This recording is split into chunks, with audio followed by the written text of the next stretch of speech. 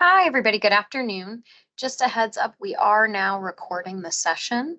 You are back for day 3 of our fabulous 4-day tribal grant writing virtual training with your amazing instructor, Diane Leonard. And then with that, it is with great pleasure that I turn it back over to Diane Leonard, again, Goddess of Grants. And Diane, thank you so much. Thank you, Brooke. After you gave me that title, or let me know that you've used that phrase as a team yesterday, I did tell our team, our training product owner about it. And I said, maybe that should be my t-shirt or something. I'm not sure how to use that, but I don't take that phrase lightly. So thank you for that. What I interpret that to mean, though, is that I love all things grants. And that part, yep, 100% true. You know what it doesn't mean? That I have all the answers related to grants. I could never claim such a thing because grant makers are literally changing the game just a little bit each and every day with their changes in priorities, with their changes in systems. We've got the general IT world and the use of artificial intelligence bringing change about in our field as well. So literally learning each and every day. And I think that that's part of what keeps it, I think, exciting and fresh and from feeling like maybe a grant factory or a grant hamster wheel. Yes, indeed, there will always be more grants to write, but there are always new ideas to try and employ, new things to learn, different ways to hear that folks have approached a question from a grant maker or a specific situation. So I'm thrilled to have everyone with us again today. Day 3 of our 4 days together. Per usual, I have all of my beverages set out. Today, I have coffee, water, seltzer, and unsweetened iced tea, fueling and hydrating me for our 4 hours together. If you want to tell us what it is that is keeping you hydrated and fueled at your computer today, I'd love to hear. I won't be snacking while presenting. That's what I get to do during those 5 minutes. So if you want to share any of your snacks or lunches, I'm certainly, I might salivate a little bit, but I won't be mad about it. And if you tell me that you brought chocolate chip cookies to day 3 of training, perhaps inspired by yesterday's chocolate chip cookie logic model exercise, I'll start throwing teams' reactions your way. Yesterday, quick refresher. What did we cover? Actually, no, let's do it. Let's rewind all the way to day 1. Day 1, what did we cover? I know some of you weren't there. Don't worry. As Brooke said, the recording will be up on the website so you can catch up with us on that material a little bit later on. But day 1, we covered a great deal of work related to our research, finding the perfect fit funders. We talked a little bit about relationship building with our grant makers because all grant makers of all shapes and sizes could potentially be a spot where we could build some relationships, have some connections. Yesterday, day 2, we were spending our day in the mountains, weren't we? Well, my theoretical analogous mountains. We were spending our day at the 30,000-foot overview thinking about our theory of change. We spent also our day, we hiked very quickly, didn't we? We ended all the way up at 30,000 feet. We were also at that 10,000-foot overview thinking about our program or project logic model. And in the end of the day, we were talking about our work plan. We were talking about our SMART objectives. These are things that are right on the ground. We were very firmly in the writing portion of the grant life cycle that you can see on your screen right now. We are going to continue to spend time today in the writing element of our grant life cycle. So, the fourth of our 5 R's in grant seeking best practices. I'm looking to see what is fueling you as we are talking about writing today. Oh, a dark chocolate latte. Oh, I'll be right back. I'm headed to my local little coffee shop. That sounds fantastic. Ooh, an orange and water. Good, good. Thumbs up for hydration. A chocolate donut. I told you I wouldn't be mad about it, but you did indeed make me salivate. So thank you for that. We'll see what sort of fun snack I can come up with in my 5 minute break. So, as we're looking at our conversation today, I want to actually return to that question at the very end of day 2. We were talking about our work plan and how we would present our information in the way that is most meaningful, that is easiest for our reviewers to digest, and how it might be different for some of you. At the very end, I showed you two different templates that were provided in exactly the same grant program.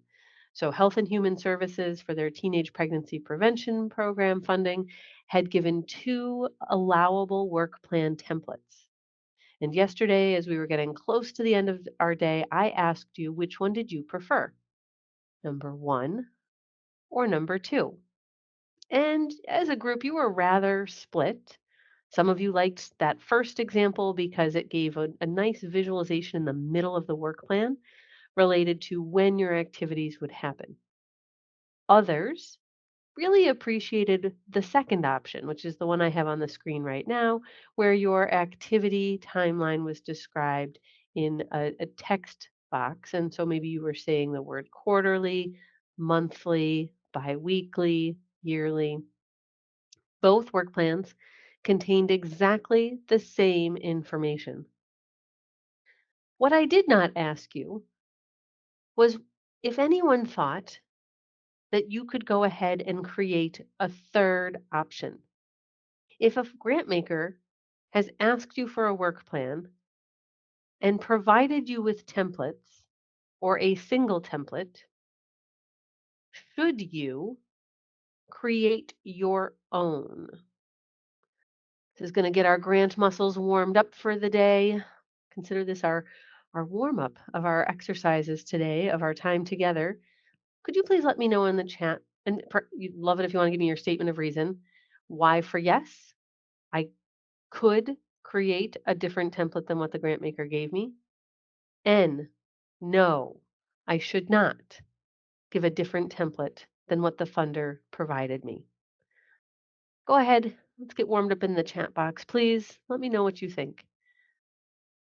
Could I, should I have the option to create a different template than what the grant maker gave me? All right, I see we've got some answers coming in, and I also see some statements of reason for why.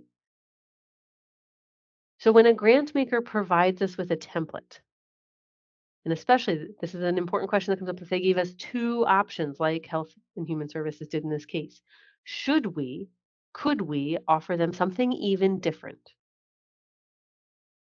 I'm going to go with the no camp. I'm going to say no, we should not.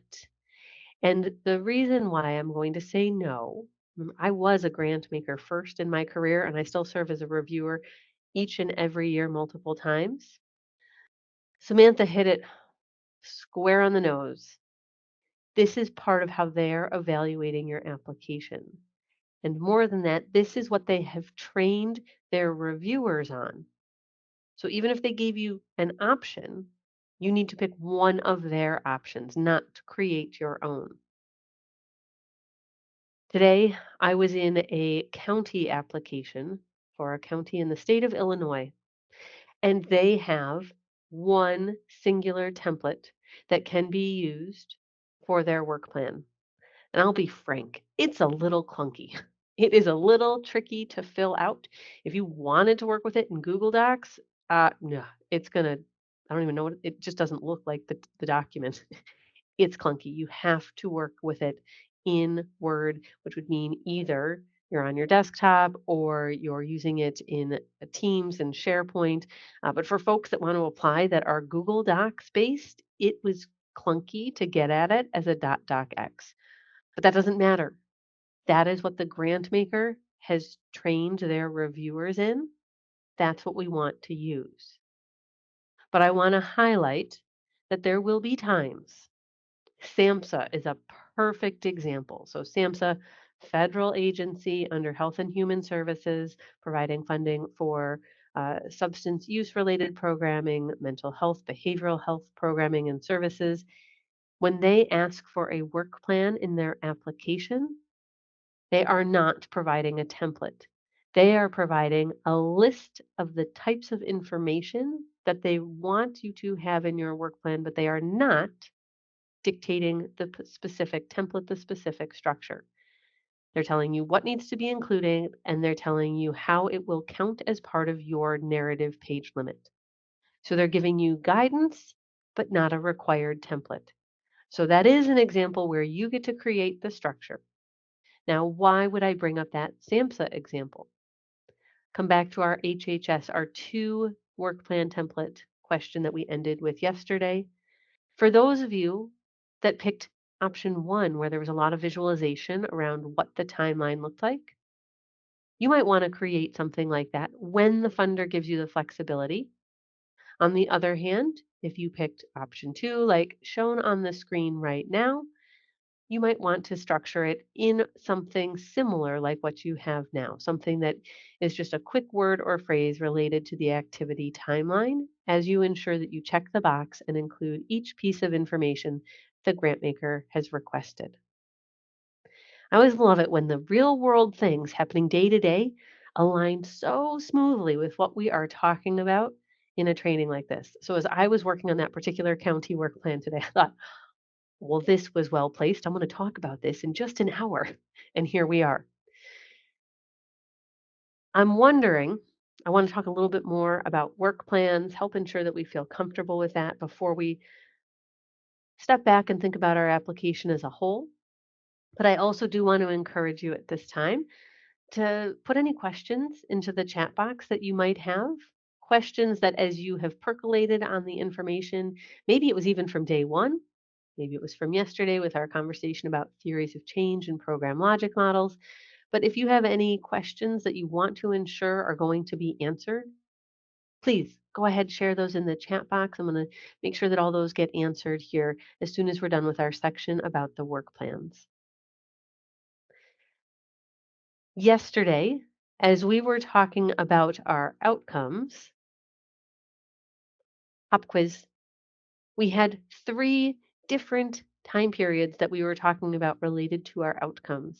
Does anyone remember what 3 periods of time we were breaking our outcomes into? You want to let me know in the chat box. Funders might ask you for slightly different periods of time, but the logic model template that we used had 3 different ways that we broke out our outcomes. We had 3 different periods of time that we were considering.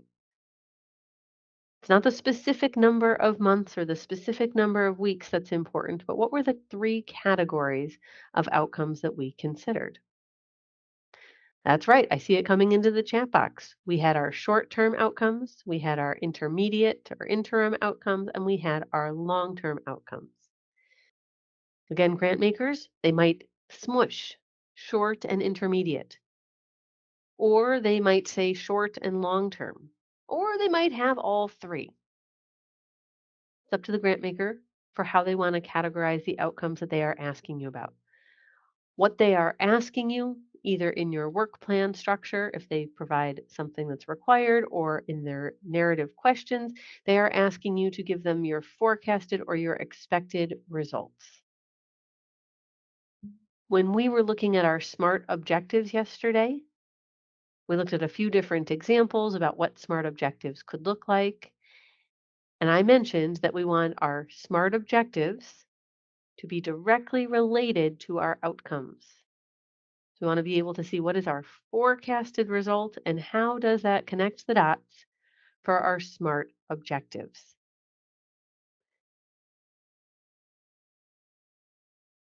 When we're looking at the different structures that we might encounter in work plans, there are times that the hierarchy is very prescriptive within a template. It might be that it's prescriptive within a Word file or a PDF file. It could be that it is prescriptive yet somewhat flexible in an online portal. And so I wanted to show you the way that it could look. You're always going to have at least one goal. You're always going to have at least one objective, potentially 2, 3, 4, 5 more.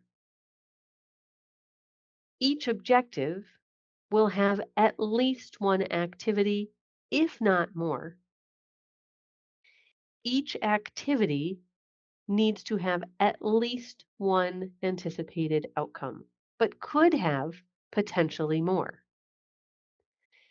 So it's a bit of a choose your own adventure approach to thinking about our goals, objectives, activities, and outcomes. If we are in a template in a work plan that is a Word document, a PDF document, we may end up with, maybe they gave us multiple outcome sections under an activity, we might only fill out one, and the others might be NA or blank. That would be acceptable. We just want to ensure that we have at least one. Some of the grant makers have produced, to me, they're like a smart drop down system of a work plan. And I'm thinking of the New York State portal that is used for state applications. And there are others that I've encountered, but the New York State one is one that was first in mind for me today. And when you type in your goal, it'll ask you for an objective.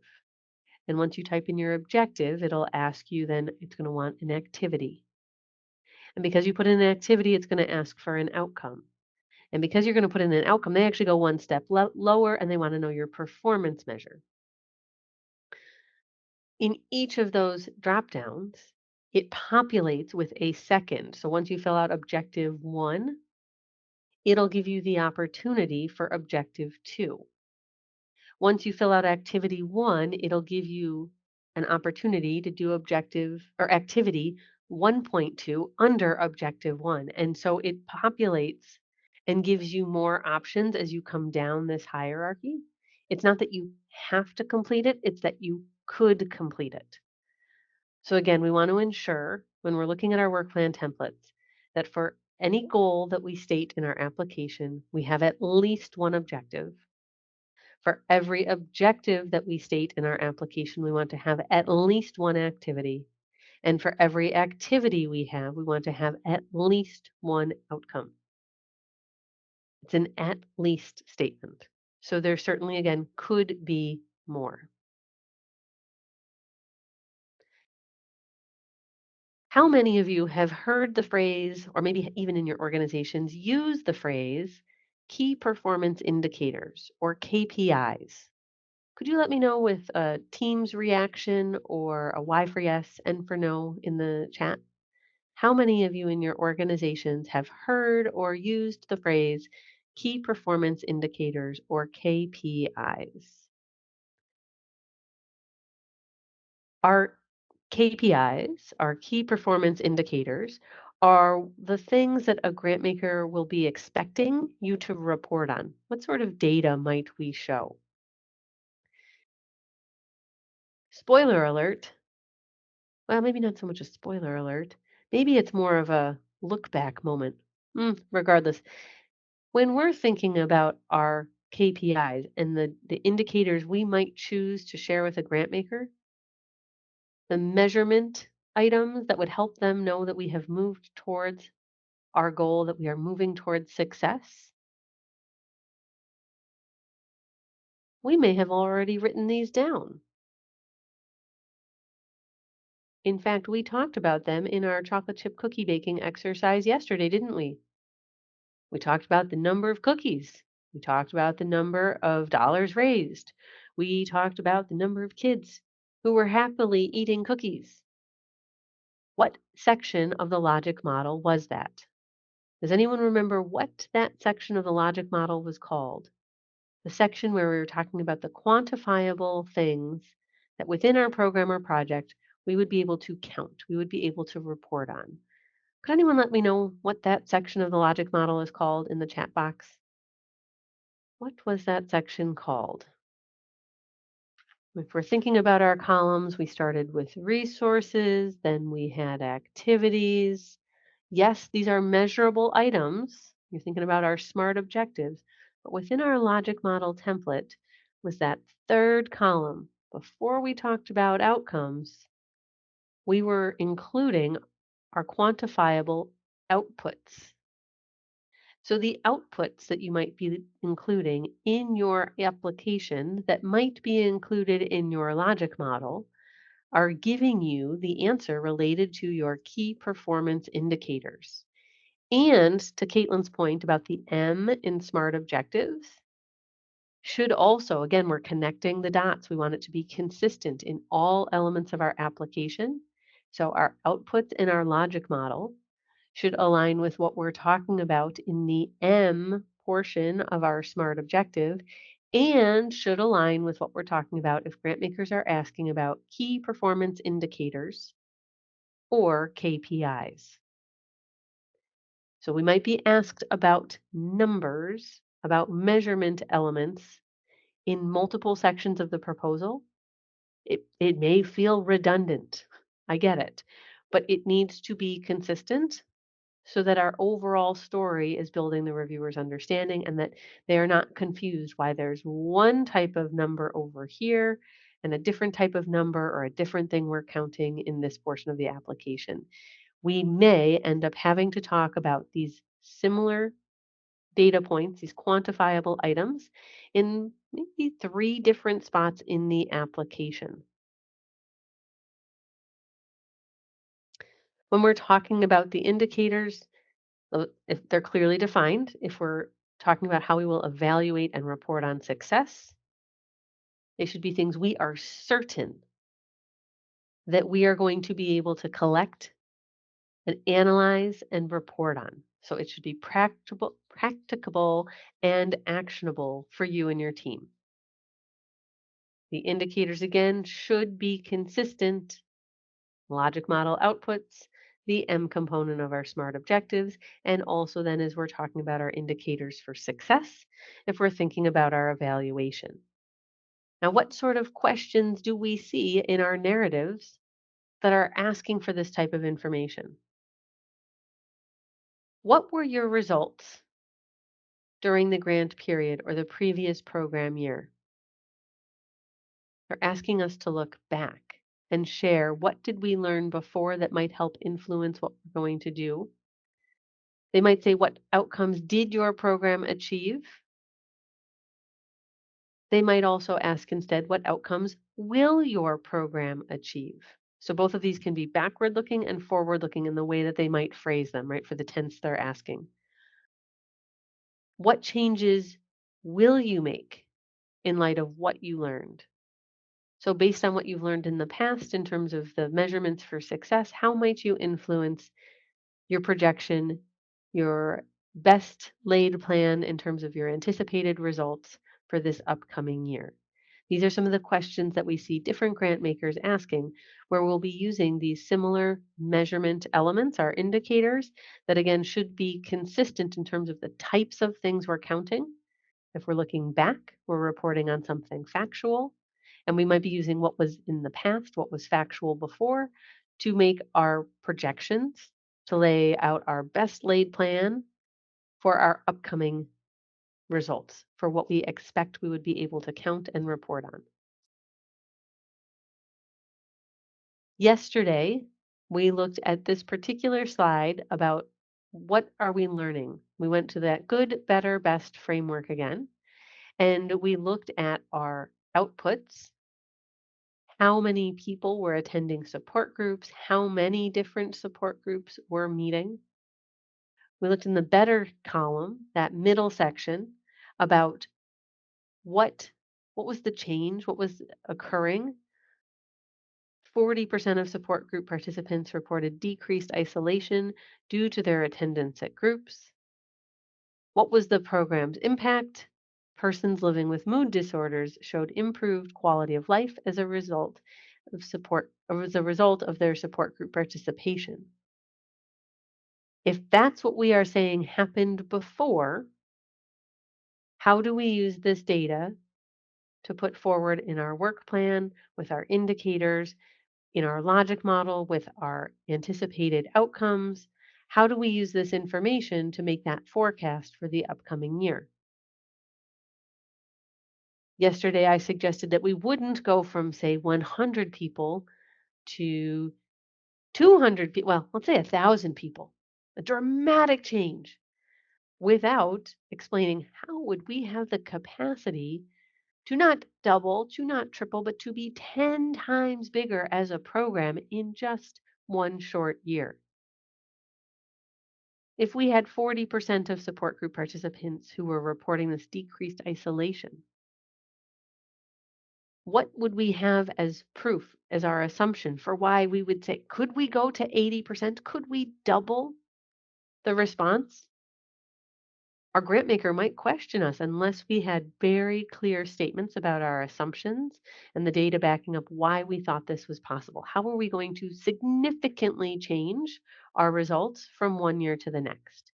So when grant makers are asking about our past performance, they're using that as part of their judgment about what is truly attainable in our upcoming proposed grant award period.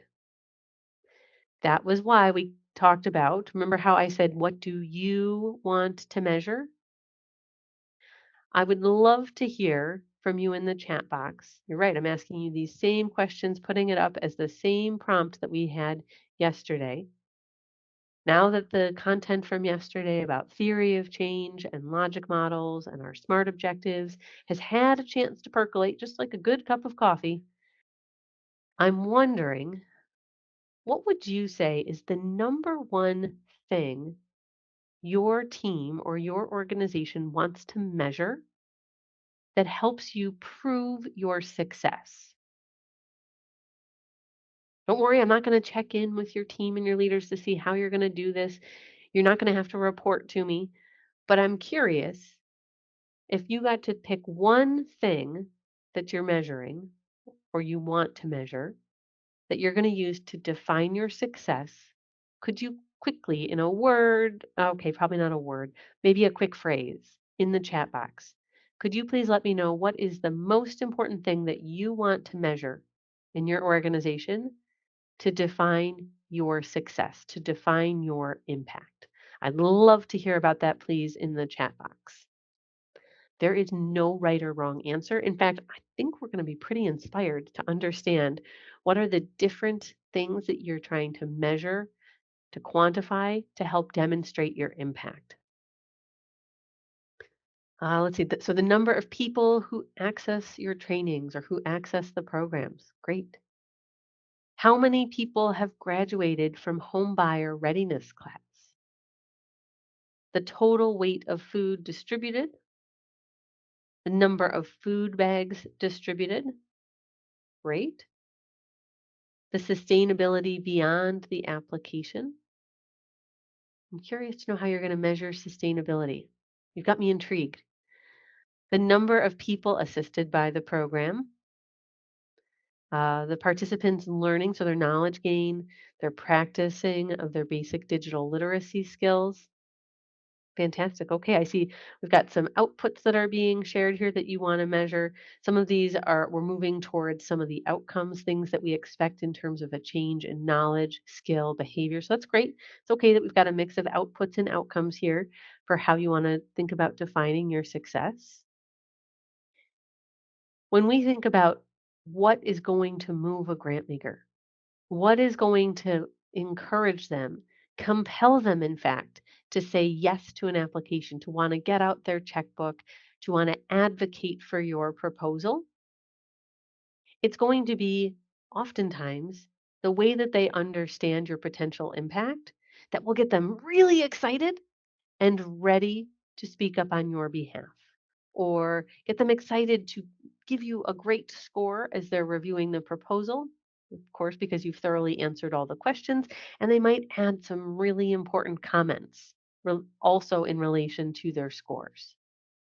So what I thought we would do, because we have done it, we have climbed, we went all the way up the mountain to the 30,000 feet, we came back down, we did our theory of change, our program logic model, we talked about our SMART objectives, and we talked about our work plans. Those are application elements. They are also program design elements.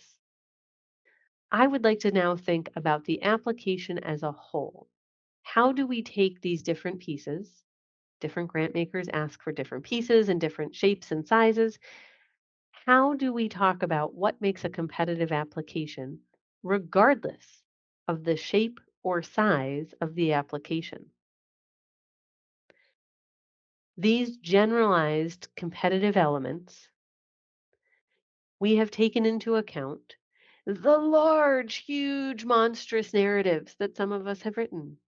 50 pages? Yeah, sure, that might be the biggest one you've written. Maybe it's 20 pages.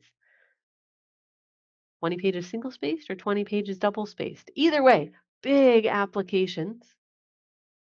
It also takes into account what we have seen in the smallest of the applications. It's been a number of years now, maybe 6 or 7, since there was actually a grant maker who had a grant seeking process, a grant making process, I should say, that relied on the tweets of those who were interested in their funding. Quite literally, one tweet. So 140 characters was the limit right then, 140 characters. Smallest grant application ever.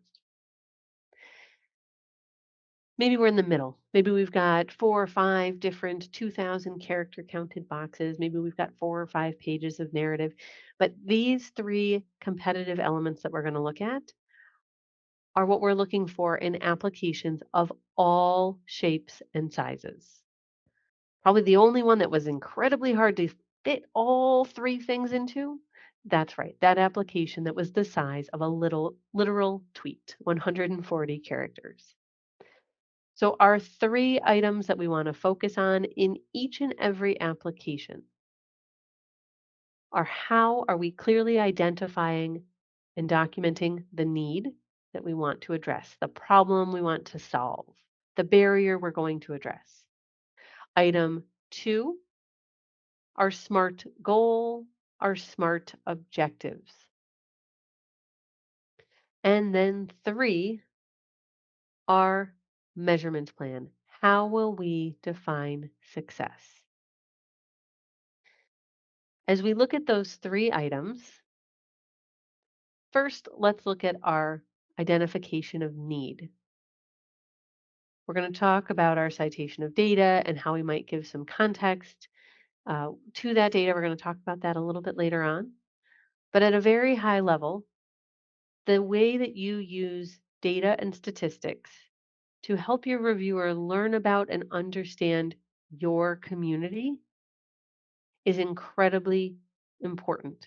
You cannot assume that your reviewer knows your community, that they understand what's unique about your town, your city, your village, your county, your region. You cannot make assumptions about their knowledge of that community. So we want to pick the most compelling statistics. Most folks who are writing grants are going to have access to, if it was a physical a manila folder full of data, of reports, of different resources.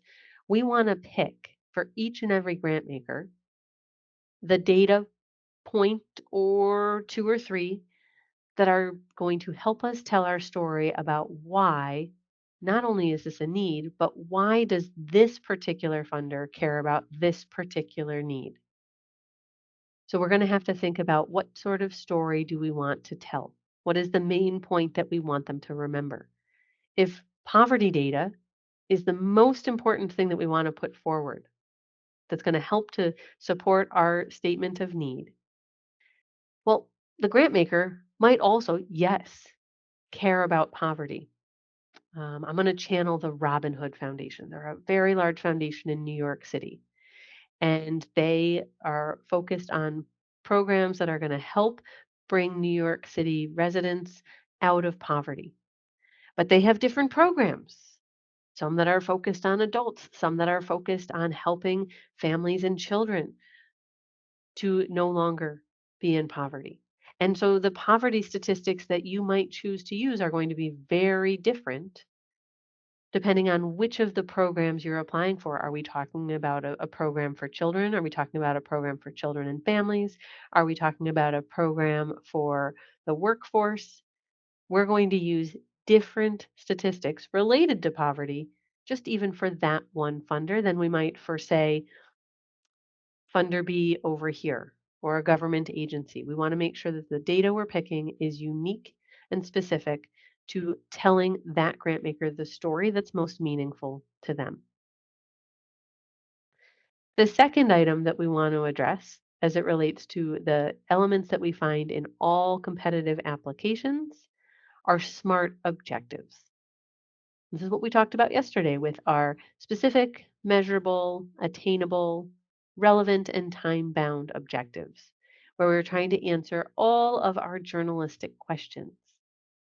Yesterday, when I showed you objectives that were not smart, you did a fantastic job of asking questions, calling out what was missing and saying, I want to know, what grade are we talking about? How many schools? Which curriculum? Which workshop series are we talking about? When you saw a non-smart objective, you knew it. So, first of all, pat yourself on the back for that. Your smart objective muscles knew, what does a non-smart objective look like? And you had some great ideas on what could we add that would make it smarter.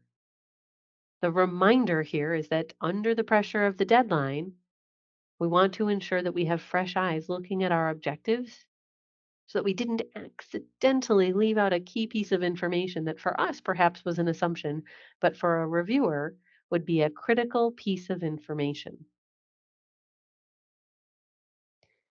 And our third element is about how we define success, which is what you were just describing for me in the chat box.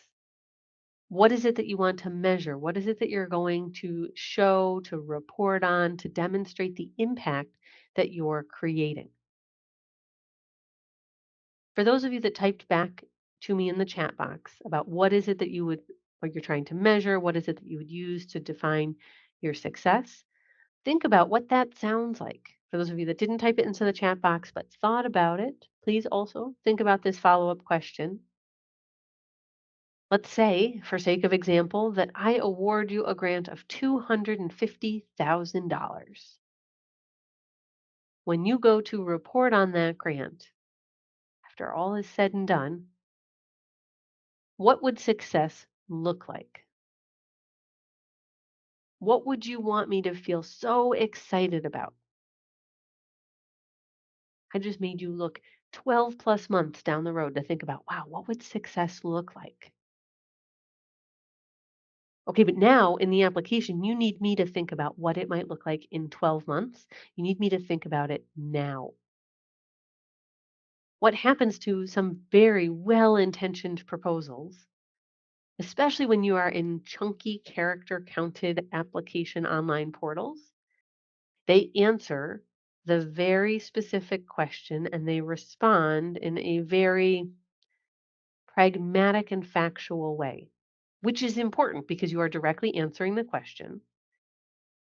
But in doing so, having a main point, a big message about what does success look like. If you agree, dear grant maker, to provide us with this grant, 15,000, 150,000, 1.5 million. If you agree to award this grant to us, this is what success looks like.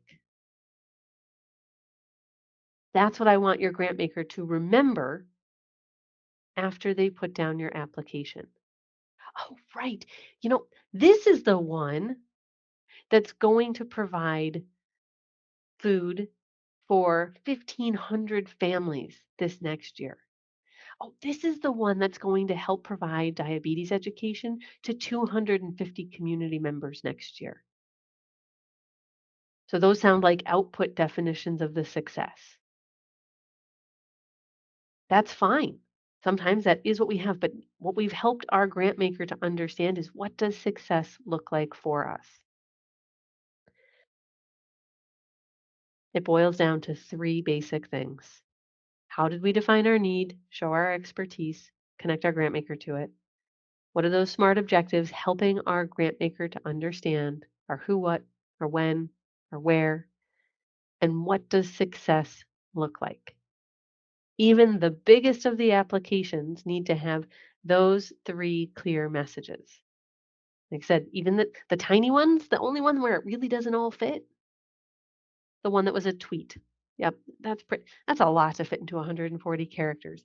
But we can find that in applications of all shapes and sizes from a wide variety of grant makers, we can find these three things in successfully funded proposals.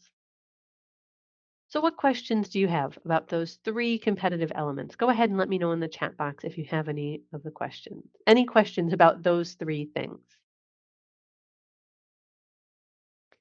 And I do see that we've got a question from Denise in the chat that came in. So in some trainings, Oh, let's see. So some of the trainings that you're offering are to reduce the amount of contracted services on the territory. So a question is, could an intermediate goal or a long-term goal be in comparing the current expenses and contractors to from before the trainings or to after the trainings? Oh, interesting. Okay, so this is about a process improvement, an overall improvement. So I would say that yes, that could be one of, I would call it, if you're looking at an outcome. I wouldn't say that those are the goal. I would say that one of your outcomes is that you would see a decrease in the current expenses. So I would say it would be an intermediate outcome or a long-term outcome. But the goal is to reduce the amount of contracted services on the territory, maybe to um, decrease, let's see, maybe to decrease dependency on external resources, to increase the self sufficiency on the territory. Perhaps that I might frame the goal in that way, because I think there's a little bit more about it than only about reducing the amount of contracted services. So I would maybe make it a little broader, a little less tangible. But then I think what you've described there, Denise, is actually it's an intermediate outcome and or a long-term outcome. Okay. But that's really important as we're thinking about defining success. So one very specific element of success is related to the comparison of those expenses. And some grant makers might get really excited about that.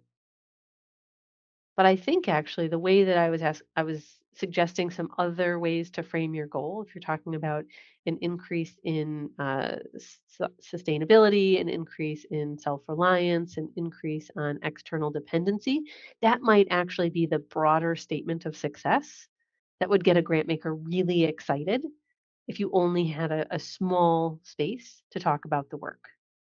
Something for consideration. Other questions about our three key things that I'd like you to try and find in each and every application before you submit?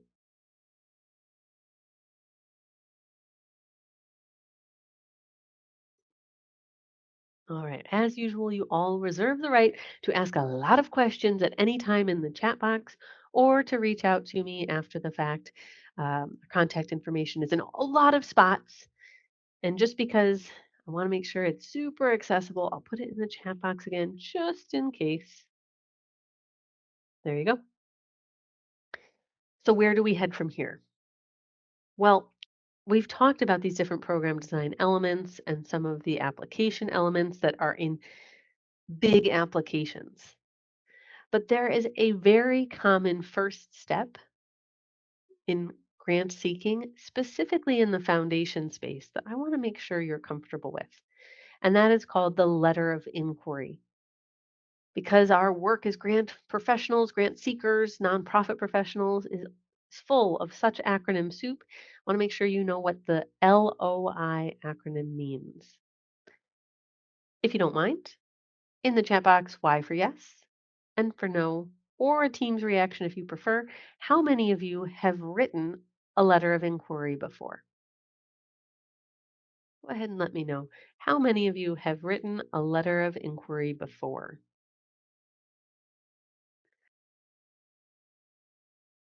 Okay, a few have. Looks like potentially the majority of you have not. Okay, I'm really glad we're going to cover this then because this is a practice that has grown in use significantly in the last 10 years. And that's in part because of the growth in the use of online portals for grant applications. But before we talk about what a letter of inquiry is, I actually need to disclose that because we don't have enough acronyms, within the grant seeking space and in the grant making space, there are actually three definitions for LOI. I wish I could change that, but there are three different ways that LOI could be defined. Letter of inquiry is the most common. Letter of inquiry is when you, as an applicant, are asking a foundation for permission to submit a full proposal. So again, a letter of inquiry, the most common of the ways that we will see grant makers use LOI, that is you as an applicant asking a grant maker for permission to submit a full proposal. Our second most common definition is a letter of intent. This is what we see most commonly in government grants. This is you as an applicant saying, hey, dear grant maker, I intend to submit a full application. I'm not asking for your permission. I'm just giving you a heads up. And we're giving them that heads up because they've asked for it. And they're using that heads up to plan their review process. How many applications might they expect? The third definition of LOI is our least common. It's one that I don't think you'll have to worry about. I don't usually encourage groups to take this route, but I want you to be aware it is the third definition for LOI, and that is letter of introduction. These are letters that an organization, a potential applicant like you, might send to a foundation that said, we do not want your application unless we specifically invited you. So some organizations will say, well, I think they're a perfect fit for us. And I know they didn't invite us, but that's because they don't know us yet. And once they know us, they'll know that we're awesome. Now, I do believe in that, yes, all these organizations who are thinking that are awesome. What they're trying to do is send a letter, dear grant maker, we're awesome. If you want to learn a little bit more about us, here's some information. And yeah, if you ever want to invite us to submit a proposal, we would welcome the opportunity. Rarely successful, but some groups will try it if they feel very strongly that a foundation who is not accepting unsolicited proposals would be just the best fit for them ever. So 3 definitions. Our letter of inquiry is our most common. It's where we're going to spend our time together today. Letter of intent, not as common, but let's take a look at one real quick. Letter of intent. As I mentioned, this is when we have grant makers who are trying to design their review process so that they have the right number of peer reviewers in place. You can see in the last paragraph of this screenshot, it says that the letter of intent is not binding and does not enter into the review of the subsequent application. That means just because you submit a letter of intent, you are not obligated to submit a full proposal. You could change your mind and back out. It means that you could change the purpose of what you're applying for. You might think you're going to apply for program A, but as you start writing the application, you might actually decide to apply for program B. You could do that. But it's not part of how you get scored. It's not part of how you get reviewed. In this other example, this is from the CDC. This is still LOI as a letter of intent. So our second most common. Again, letters of intent are where we are often in the government space. And what's great is that this CDC screenshot tells us exactly why. Although a letter of intent is not required, it is highly recommended because this information will assist CDC in planning for the review process. So this is being kind to the grant maker, which ultimately then brings back kindness to you. If they have a right-sized review process, if they have the right number of reviewers in place, that means that they will be able to review all of the proposals and share their decisions in the anticipated timeframe.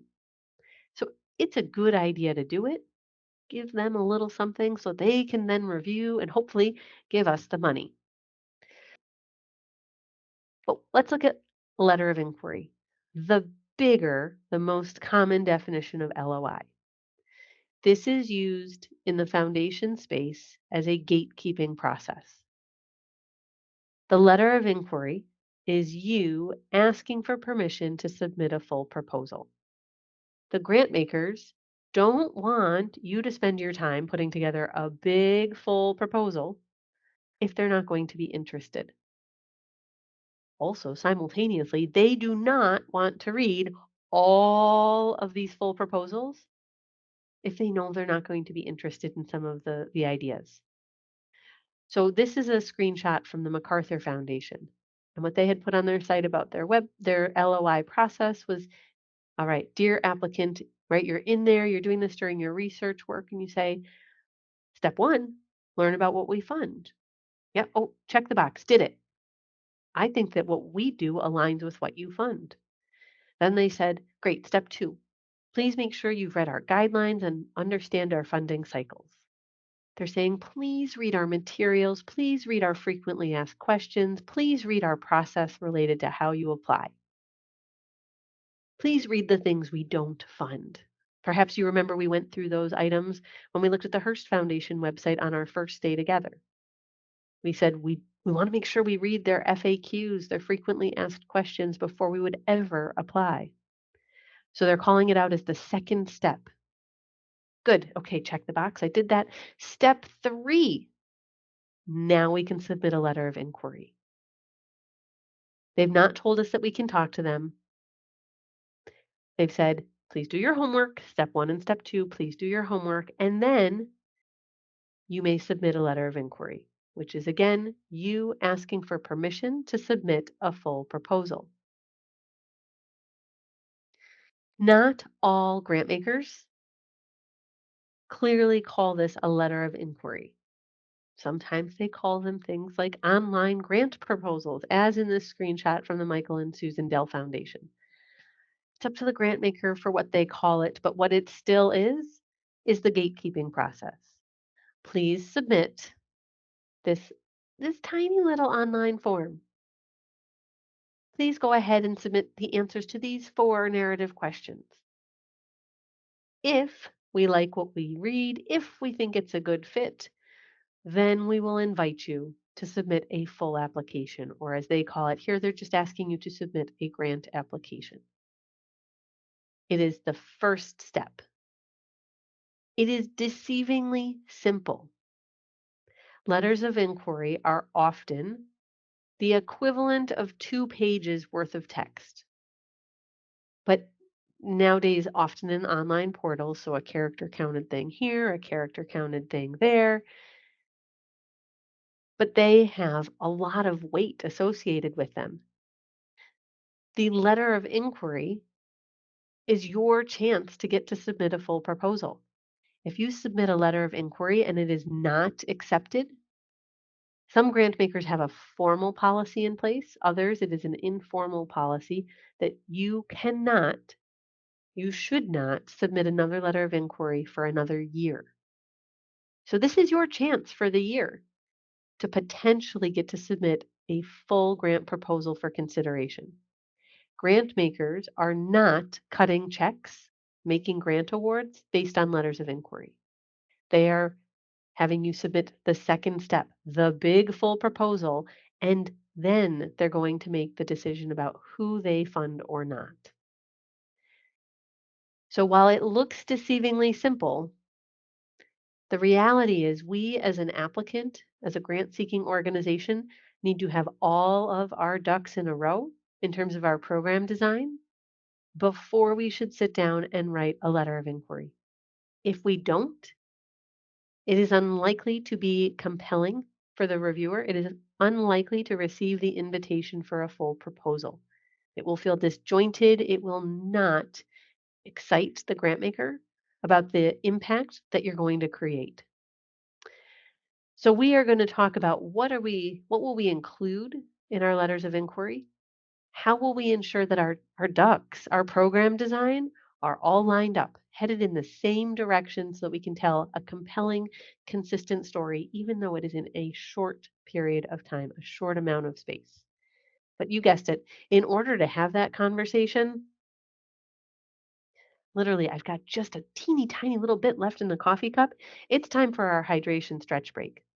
It's already 2 o'clock Eastern, so let's round up. I'm going to go till 2:06 Eastern for our break.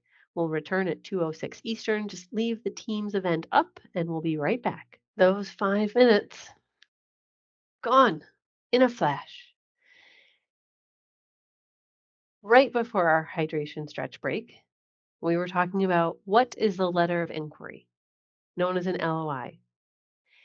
And what I would love to do is to help give you an outline for your own letter of inquiry. Now, to be very clear, it is not a template. Absolutely not. Grant makers can spot a template from a mile away and they do not like it. Your letter of inquiry should always be customized to each and every grant maker, as there will be a different reason why you think that you are a good fit with them. And your letter of inquiry needs to reflect that. However, you can still get the basic structural elements ready so that you can think about what might I need, what information might I need from colleagues. So, what I would like to do in this next section is to help you get your own ducks in a row. If you could please either open a document on your screen that you could type into or grab a sheet of paper that you want to make your notes on so that you could start to have your own draft letter of inquiry that you could use to get you started the next time that you find that as a requirement for a foundation you'd like to apply for. If you could, let me know when you've got that piece of paper ready or when you've got your document open so that I know that you are ready to start your letter of inquiry draft. And while you're getting ready, one of our favorite questions that comes up just about every training the last year or so, Gina's asked, what are grant makers' take on, I'll just say generally AI, so any sort of generative AI writing tool? Grant makers understand that it's out there. They understand that in some ways it can make for a more equitable process. But they are nervous that what they are receiving could have been written by AI without thoughtful, ethical use. Let's put it that way. And so there are, and I will find the links for you during our next break. There are some ethical statements to be considered. The Grant Professionals Association has one. So for those of us who are on the grant seeking side, they do have a statement of ethics related to the use of AI. And then the other thing that I want to make sure I'll put the link to in the chat box for you is that the Learn Grants online summit that our team hosted, just a few weeks ago with the team at Foundant Technologies. One of our speakers was Philip Dang, who was talking about the impact of AI on grant seeking. He is one of the founders of one of the AI tools that's specific to grants. But I'll make sure that I put that Learn Grants link because you can go watch the 10-minute presentation on AI at your convenience. And I think that that might be helpful too. So I'd say it's constantly evolving. We're going to have a lot more to learn and to watch and to adapt to, we'll say. But I would encourage you to check out those two resources. And again, I'll put those links in the chat box for you after our next break. I want to make sure I get the right links for you. All right. So at this point, I do hope that you have then your piece of paper ready to go or your document open so that we can draft our letter of inquiry together. The first thing that I would want you to include, if it is in a letter structure, so if it's on your organization's letterhead, if it's in an online portal, they're asking you this question. How much are you asking for? What is your project or program name? Those are two very common prompts that they're asking you in the online version of a letter of inquiry. But if you are drafting a letter of inquiry on a blank sheet of paper, in a blank document with a blinking cursor, I want you to ensure that you directly ask for permission to submit a full proposal to the foundation by name for the specific amount of money you want to submit a full proposal for and tell them what is the project or program for. Now here, on the screen, the items that are italicized, you should replace with your information. So put your organization name, and ultimately, yes, you can wordsmith this sentence into something that feels more comfortable and sounds more like your organization if you want. But your basic framing is organization name, respectfully requests permission to submit a full proposal to the foundation. Let's put their full name there. For how much money? All right, let's make this real. How much money do you want to ask the foundation to consider if they invite your full proposal? Go ahead, type into the chat box for me. What is the dollar amount that you're going to put into your request statement? No judgment on what the number is, but how much are you going to put in your letter of inquiry? Go ahead and let us know in the chat box, please.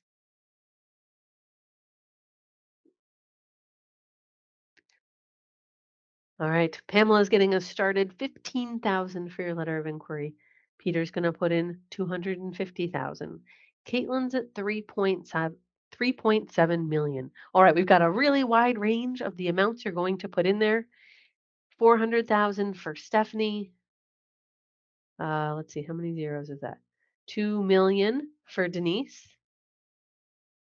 What I would really want to have you think about, how are you confirming that this is the right amount? Does anyone remember which of our 5 R's, which of our grant seeking best practices, where should we be thinking about that this is the right amount? Not while we're writing the letter of inquiry. So I just told you it's not. Thank you. Research. Yes. And Denise said the 1099. Yes, the IRS 990 filing would help us to think about how much we're going to ask for. All right. So we're putting in an amount that we have already verified through our research process is appropriate for that grant maker. Good. Just wanted to make sure we all remembered that part. And then we are asking for a specific project or program. I know how many grant seeking organizations want general operating support, so an unrestricted gift. However, most grant makers who do not already know you are not going to give you a grant of general operating support. Usually, general operating support grants are coming from funders that already know you. So it might not be that you're coming to them for the first time through a letter of inquiry. So just be very careful before you put general operating support as what your request will be for. Now, why is it so important to know how much money you are going to put in the request amount for your letter of inquiry? Because this is the amount that the grant maker will be inviting you to apply for. If you put in, like Stephanie did, $400,000, and the funder invites you for a full proposal, you are not going to now at this point get to ask for $500,000. What you have put in your letter of inquiry is what they expect your full application to be for. If Pamela wrote the letter of inquiry and said, I want permission to submit a full proposal for $15,000, the funder is not, although they seem generally close, is not going to expect a full proposal asking for $20,000 or even $16,000. The amount you put in your letter of inquiry request is the direct expectation for your full proposal. Okay, so that's element 1. Oh, by the way, the reason this is such a big deal, as a grant maker, I have received initial inquiry letters where it's not clear what the purpose of the letter is. Why are we getting this? Do they want to submit a full proposal? Is it sort of like just a high introductory letter? We don't want there to be any question about what is this document for. It is for asking for permission to submit a full proposal. All right, element 2, clear identification of need.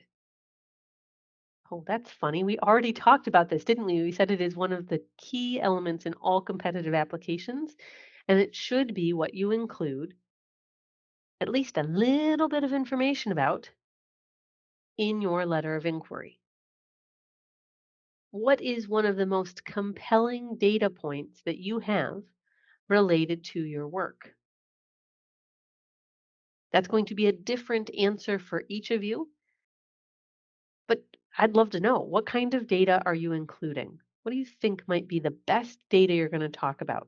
If you could let me know in the chat box, what is the most compelling data that you're going to use? The type of data, maybe you even know the stat off the top of your head, but what would be the thing that is most compelling related to demonstrating your need, proving your expertise that you would use in your letter of inquiry? And I know that's going to take you a moment to type into the chat box. No worries. While you're doing that, I see we've got some questions that just came in. So I'm going to answer those while you're telling me what your biggest, most important data point is that you're going to use to demonstrate need. Denise has asked, would the foundation, if you ask for a large sum, tell you what their ceiling would be? Unlikely that they're going to tell you that information. That's why we need to do our research work up front before we would ever start to write a letter of inquiry so that we can use their past grantee lists and their own guidelines to figure out what is their sweet spot.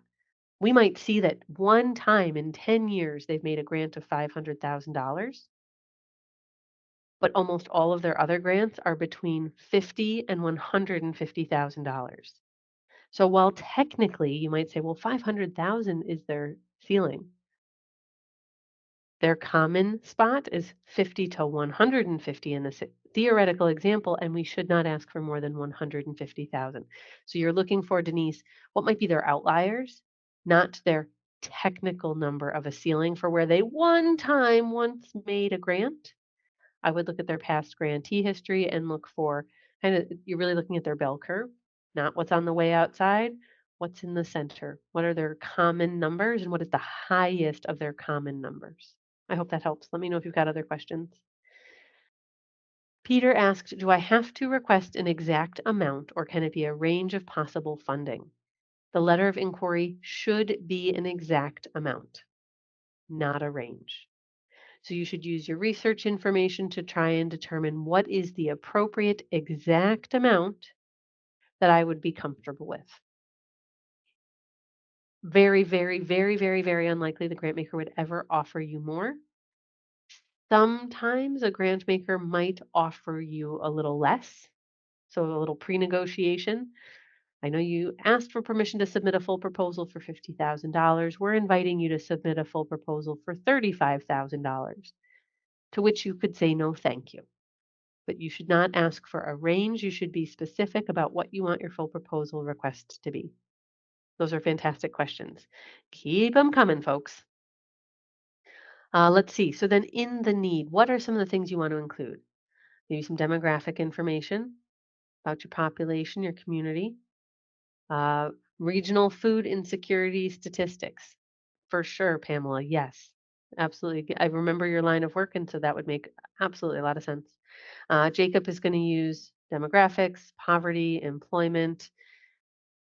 If you are very tight on space, what would be the most important? Right, many of you are listing multiple things.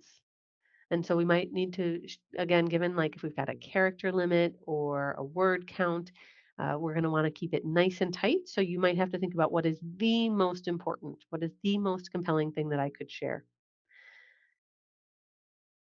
Now, Denise, you're getting ahead of us just a little bit because we're talking about our need. What is proving our need? We're going to talk about some of the things we're aiming for and why we're the best. We're going to talk about that in our next element. So as you're thinking about your letter of inquiry, Jacob, in yours, whether on paper or digital, definitely, right? Jot down some of the things related to demographics, poverty rate, employment rate. Caitlin, go ahead, same thing. Jot down that you're going to include some population information, details about the community, your location, details about demographic information for your community, and know that you just might have to make some choices as you move from one letter of inquiry to the next, depending on space limitations. All right, Peter's asked, what if I'm seeking money from multiple sources? True, you might be creating a bit of a jigsaw puzzle for how you're going to put your total budget together. You still need to make it so that your ask is only one specific amount.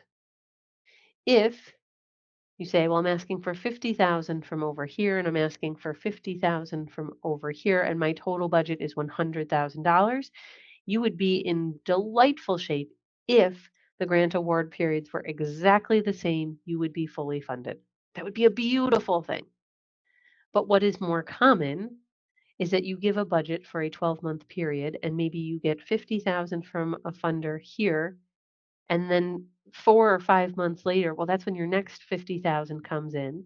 So you're not talking about, you're not directly funding all at the same time.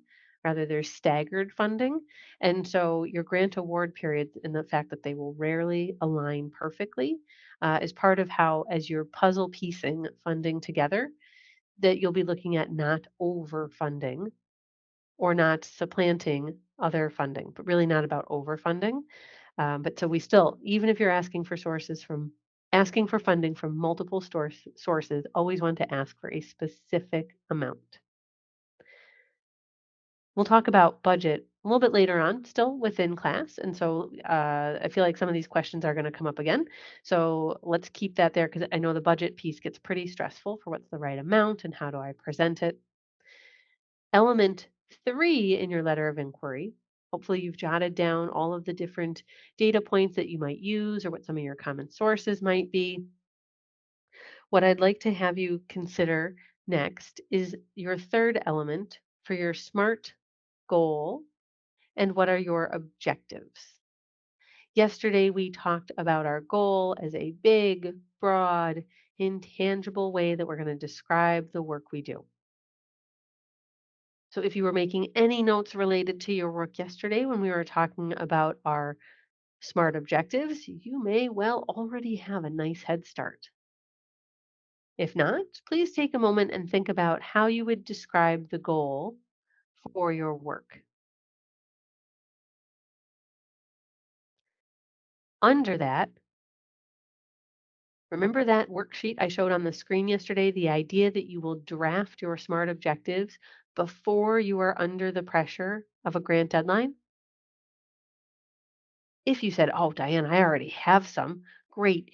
Go grab those. You can put them into your letter of inquiry draft, your outline. If you've not yet, I mean, how long? It's been less than 24 hours. So if you didn't have those already in place, it's all right. I understand you probably didn't get to that optional homework yet, but put a placeholder in.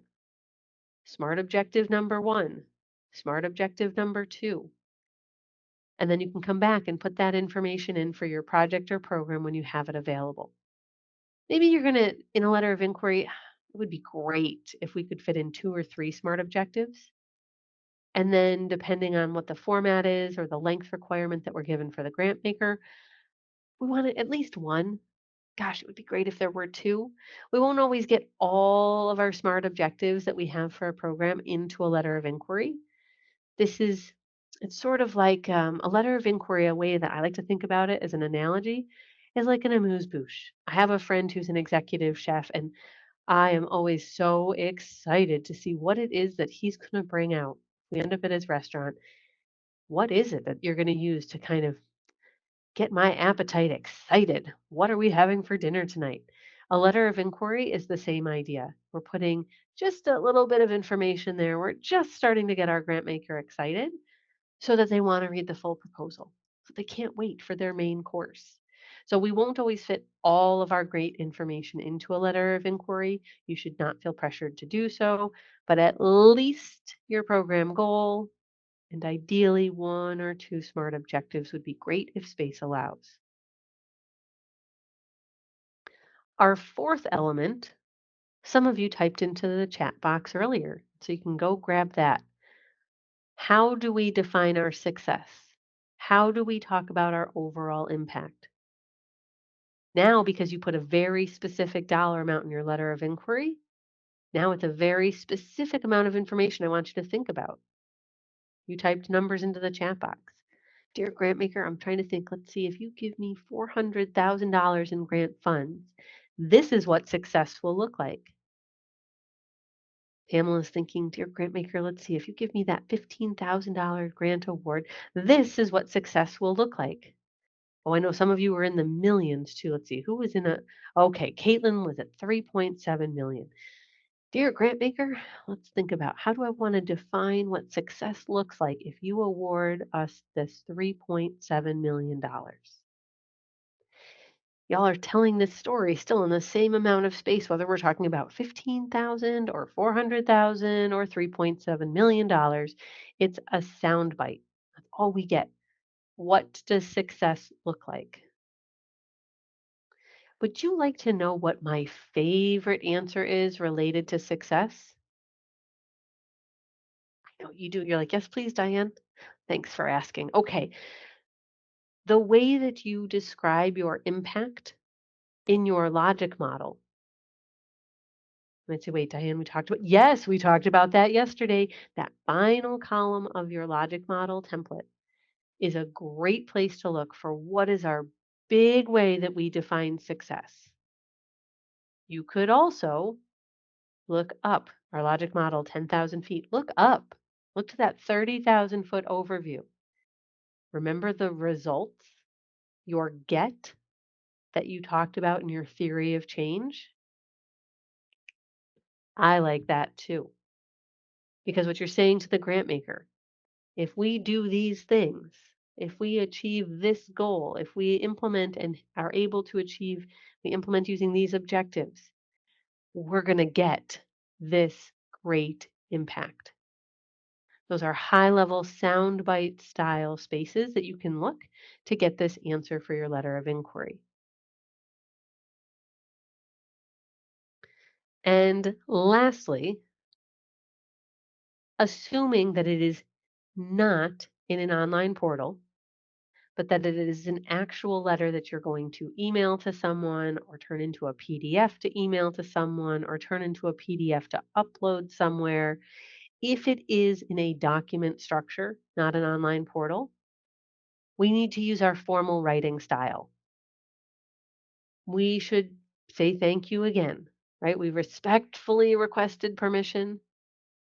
I get it. There's an imbalance. We talked about the imbalance earlier. They have the money, we have the programs. We need each other, but there is the imbalance since they have the money. And so as we approach our professional writing here for how do we want to close the letter, something like thanking them for their consideration would be some language I would suggest. Then please let them know how they can reach out if they have questions. Please provide a phone number and an email so that they could ask questions or seek additional information. Ideally, your letter of inquiry should be signed by senior organizational leadership, those who have the authority to execute a grant agreement. Question, haven't asked this, I don't know what we're going to get for answers. How many of you have the authority to execute grant agreements? You are legally allowed in your organization to sign on the dotted line for a grant agreement. Could you please let me know with a Teams reaction or a Y for yes and for no in the chat box? How many of you are legally able in your organization to execute a grant agreement?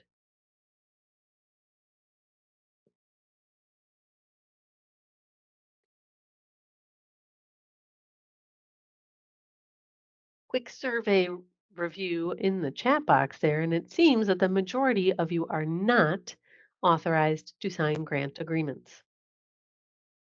Therefore, you should not be the one to sign a letter of inquiry. Those of you that said, yes, I can execute a grant agreement, I can sign on that dotted line, I am allowed to do so, great. You can sign a letter of inquiry. Now, those of you that said no, don't take it personally. You could be a co-signer for a letter, perhaps. Yep, that could make sense, especially if you're going to be the person that could be contacted with questions. You could put your name on and sign second with the letter. Not mad about it. That would work.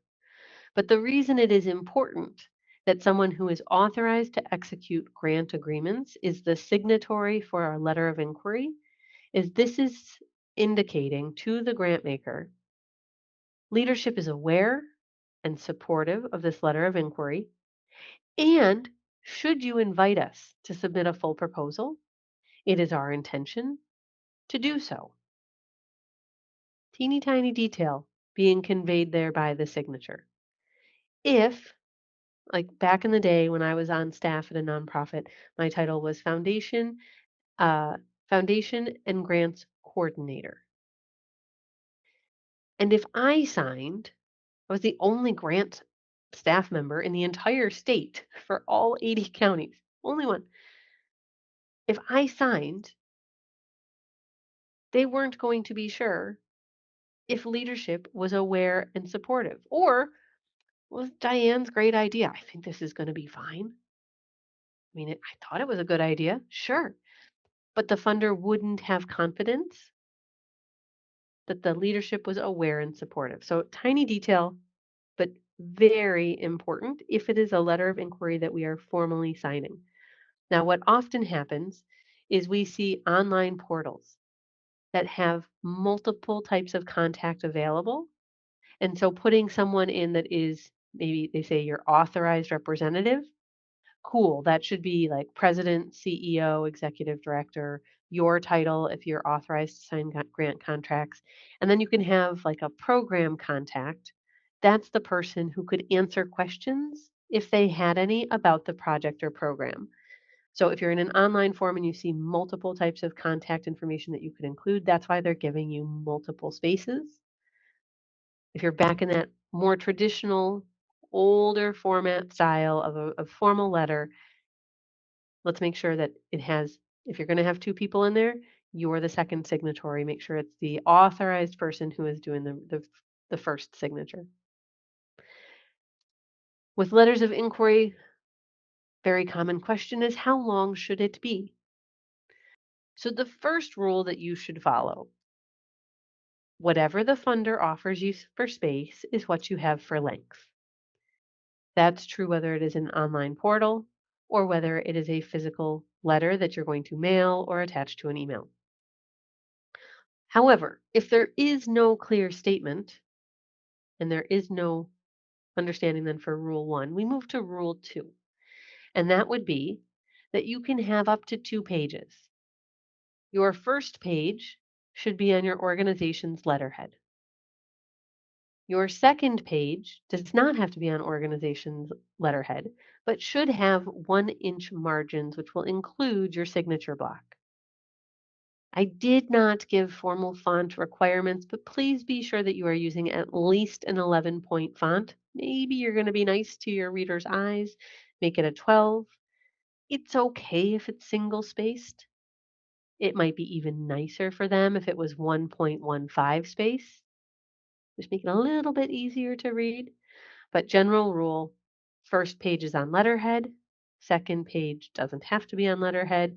We want to make sure we are abiding by some nice 1-inch margins, and the whole entire document should be at least an 11-point font. A few things to consider. Just like what we talked about with our work plan, if the grant maker gives you a provided or suggested form, please use it. That is critical within their review process. If you do not use their format that they have provided, oh, I didn't say this directly with the work plan, did I? This also abides by budget forms, attachment forms. Anytime the grant maker gives you something, if you do not use it, what you've actually done is made it so that you could be an easy no. They didn't use our form. No pile. They didn't use our budget form. No pile. They didn't use our work plan template. No pile. Please use what they give you. Otherwise, it might be that they never read your material and you go straight to the no pile. Different grant makers, different portals, different systems. Please be careful of what their word and character limits might be. There's a portal that we use with a number of funders, and it has not only a character limit, but a word limit. And then it will have sentence limits in some boxes, but not all. Some of them flag you that you went over, but not all custom portals do. So please be very careful because going over their limits could also right away put you in the no pile. Oh, also, letters of inquiry, the amuse-bouche, the like getting the grant maker excited. They want to have the full course, they want the full proposal. They're not going to ask you in most situations for attachments.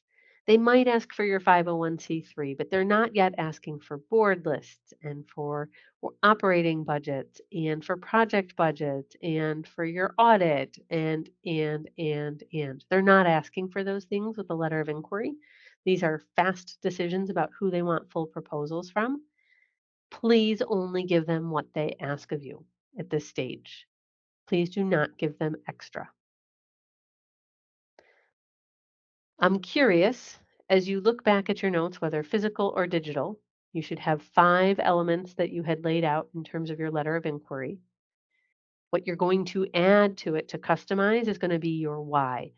Why are you a good fit for this specific funder? Which data points will I pick that help me really drive that point home? We're a great fit for this funder. What way am I going to discuss our success, our impact that is unique to this funder's why we're a good fit? We're going to use that to actually create the letter of inquiry.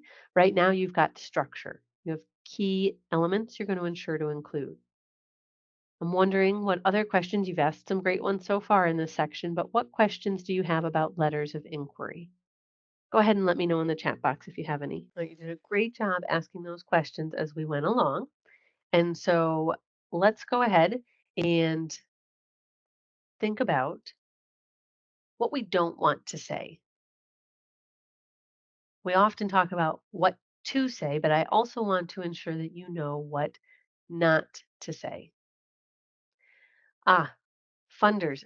Denise has asked, where is a good place to find possible funders?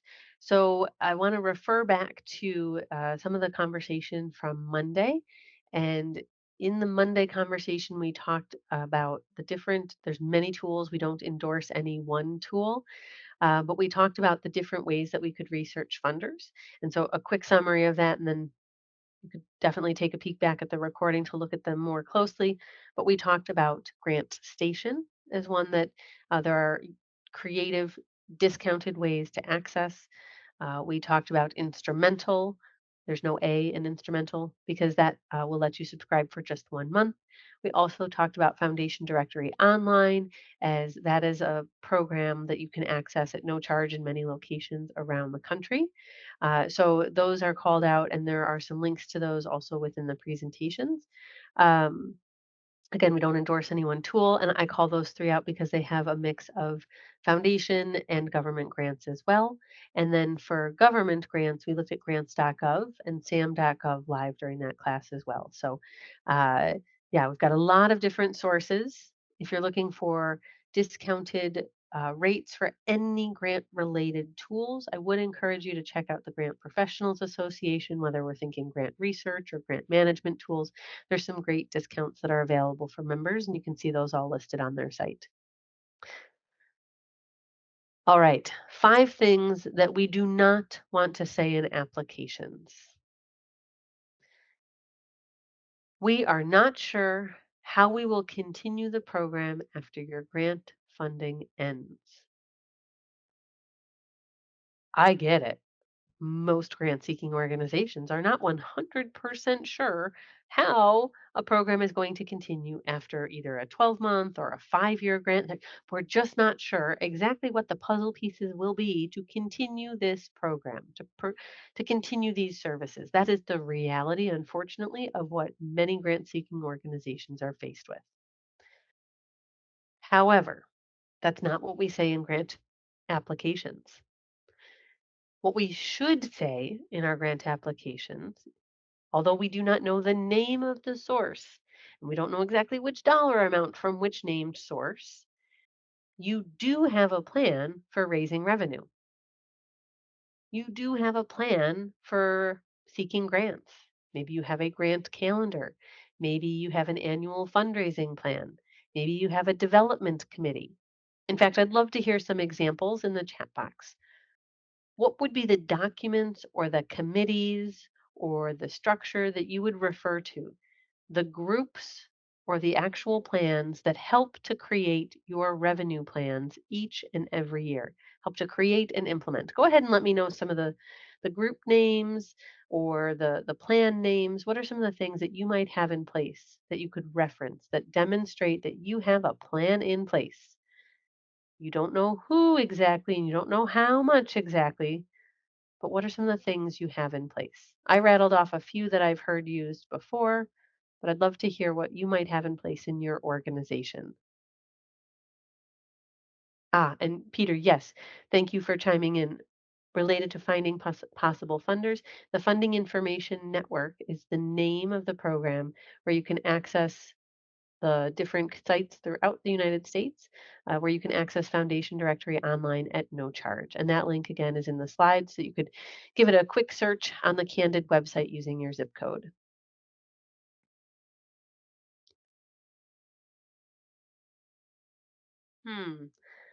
I'm not seeing any examples of what sort of structure you might have in place.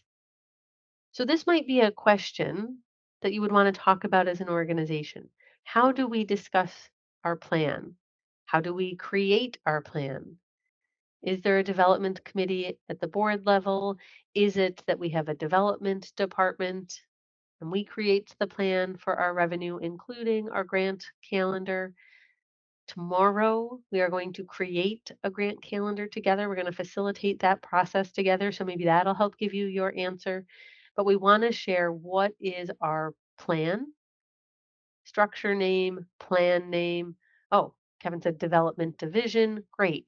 So talking about how your division creates a plan, implements a plan, uh, your track record of success, those are stronger details to share than saying, well, we're not sure how we're going to continue it. We might not be 100% sure, but we have a plan for how we're going to raise revenue. Wow. Oh, I mean, 5-year plan, sure. A 25-year plan. Wow. That's a long-term plan. Good. Go ahead and reference that as part of again, you don't know who's going to give you money in year 21, right? But what's the structure? That's a great way to think about it. Thank you for sharing, Kevin. Item number 2, we hope to be able to. Hope is not a strong word choice in our grant applications.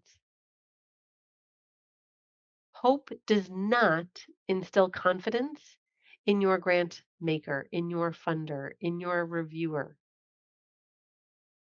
Gee, they hope to be able to do that. I wonder why they aren't confident in their ability to do so. I wonder why they're putting forward what could be considered a timid statement. Hmm. We want strong language. We will do something. We will create impact.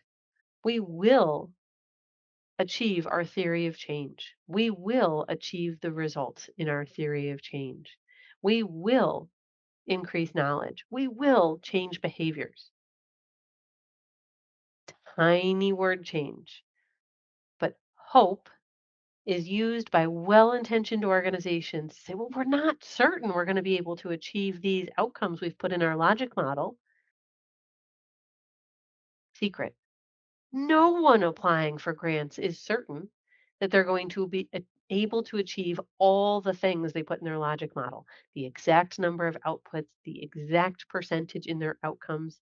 They are all based on their expertise, their experience, their practiced wisdom, but no one is 100% certain. No one can guarantee that exactly that is going to happen. You feel very confident based on expertise, experience, practiced wisdom, but it is not guaranteed. So you're all in the same situation. Please don't fall back onto timid language. As soon as you do not exude confidence about your plan and your expertise, you have given your reviewer, your grant maker, permission to also feel a little timid about what you're putting forward.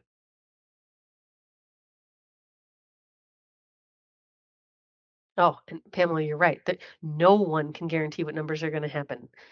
The pandemic absolutely proved that across all industries and mission areas in the nonprofit space. Absolutely. Item number 3 to please avoid, and this is true not just in letters of inquiry, these 5 items are true in all grant applications. I should have made that incredibly clear. We need your funding to continue to operate.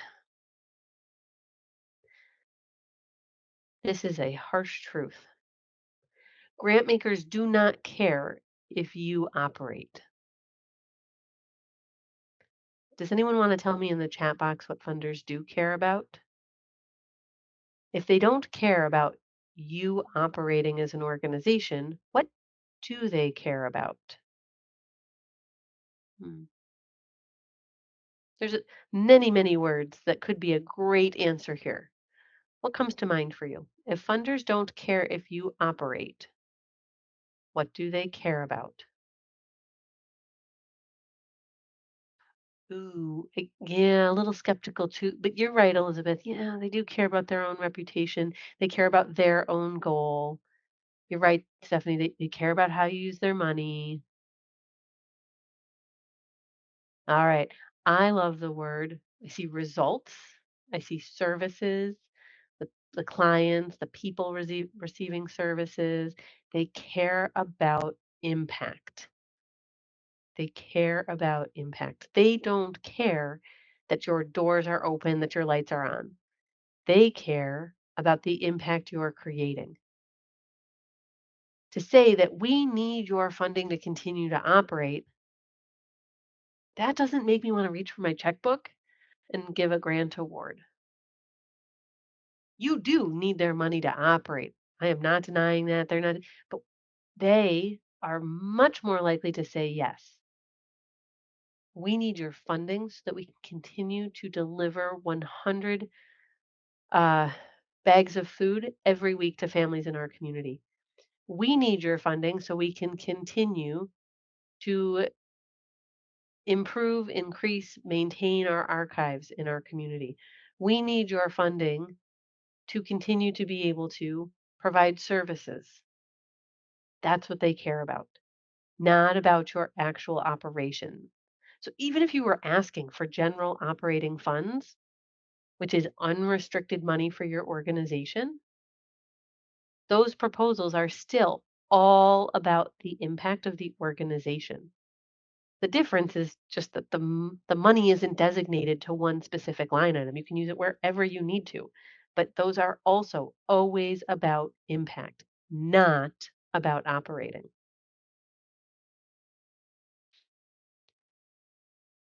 Item number 4, things we don't want to say.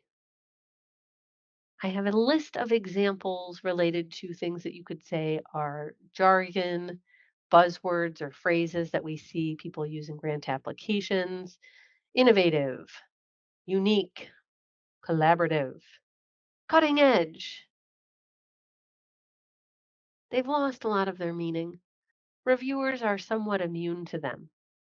Now there are exceptions to where we might still use these words or phrases. Innovative. Um, if innovative is in the grant program name, the Department of Education used to have their I3 grants. Innovation was in the title. It would be appropriate to use the word innovation because that's what they're focused on. We've seen healthcare innovation grants. We're going to have to use the word innovative. So this isn't a never use it list. It's a be thoughtful and careful about it before you use it list. There was a teacher my children's school who used to say, "We're all special, so no one's special. We're all unique as organizations, so no one's unique." Yes, we all are doing unique, different things, sure. But if we're going to use the word unique, let's make it so that we're talking more about whether they're duplicated or unduplicated counts of people or workshops or other outputs in our logic model. If we're going to use collaborative, let's make sure we have the proof. What is it about our work that's collaborative? Not just that we have some folks that we occasionally talk with at a meeting, or maybe occasionally we send a referral to. Who do we have firm commitments for in terms of their interaction with how we work together? Who do we have memorandums of understanding or memorandums of agreement with? I'd rather see you talk about collaborative in that way. Otherwise, the word is often glazed right over when reviewers are looking at it. I have debated many times about turning this into a list of 6 because of this last item on this slide for the 4th type of thing to avoid. And often when I say this, I have to duck. I'm not sure if I should duck right now or not, but please do not use acronyms. Okay, I ducked. Acronyms frustrate reviewers. Like really, really, really frustrate reviewers. I once worked with a reviewer on a federal panel who said, she wasn't joking. When I open a proposal out of those I've been assigned and it is full of acronyms, I put it down and I take care of it last. That is not a good sign for you.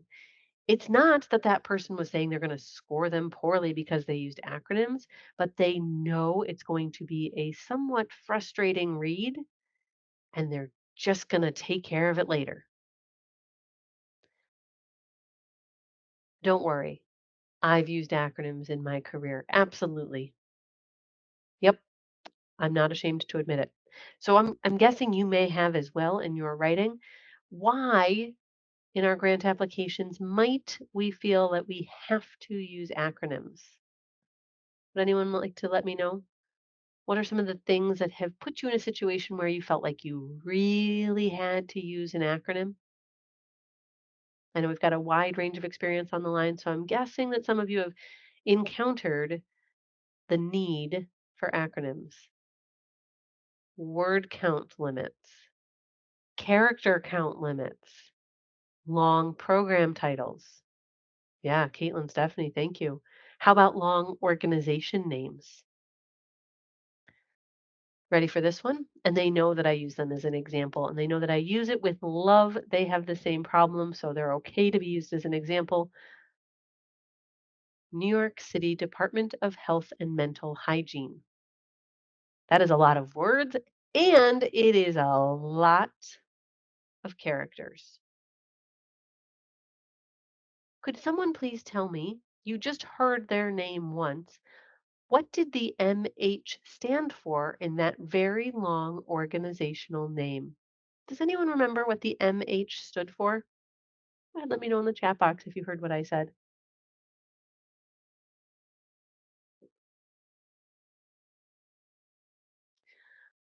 You made a good guess. Mental health. Oh, Stuart, high five on that one. Hardly anyone ever catches it. Mental hygiene. Now, was it really a big deal in terms of your understanding that a few of you caught mental health? No, it wasn't a game changer. It was okay, but it's actually mental hygiene. But your reviewers, as they're reading they've got a stack of proposals, whether they're reading a stack of letters of inquiry or a stack of full proposals, they've got a lot of proposals to read. And when they get to acronyms, like, wait, what did that mean? Hold on. Was that defined earlier in this section? Was that defined 4 pages ago? What's going to happen is that a grant maker, your reviewer, is about to flip away from where they were reading through, learning about you, maybe even getting really excited so they can remember what that acronym meant. And the risk is that they are not going to come back to the same spot. They might get frustrated trying to find the acronym. They might just accidentally end up a few paragraphs down. They might miss one of your most important details you were trying to share. So the risk to you is that they are not fully consuming, processing, reading your whole application and that you are frustrating them. I don't think any of our organizations can afford that risk. However, I 100% understand. My team and I live this every day. Word counts, character counts, and things like long program names and long organization names. So, what should we do so that we are not frustrating our reviewers? If we have to use an acronym, please define it at the beginning of each character section, each question response that you're going to create. If you feel like you have to shorten it, I'll use my New York City Department of Health and Mental Hygiene example. Could we, instead of using the acronym, it still isn't the shortest thing possible, but could we say the health department? That is going to make it so it's a nice, smooth flow of information for our reviewers instead of having to think back. Wait, what was that MH? Ah, Gina, I don't disagree with the feedback or the, the advice you were once given. Spoon feed the information. Don't make them stop and think. Your reviewers are intelligent. They are dangerously knowledgeable. There is a reason they are the reviewers. My goodness, if they're federal reviewers, right? There is something that got them so that they were qualified to be a peer reviewer. But still, they have a stack of things to read and review and score and give feedback on. You want it to be easy for them to read, digest, and get excited about your information. Acronyms stop them from doing that. It's jarring.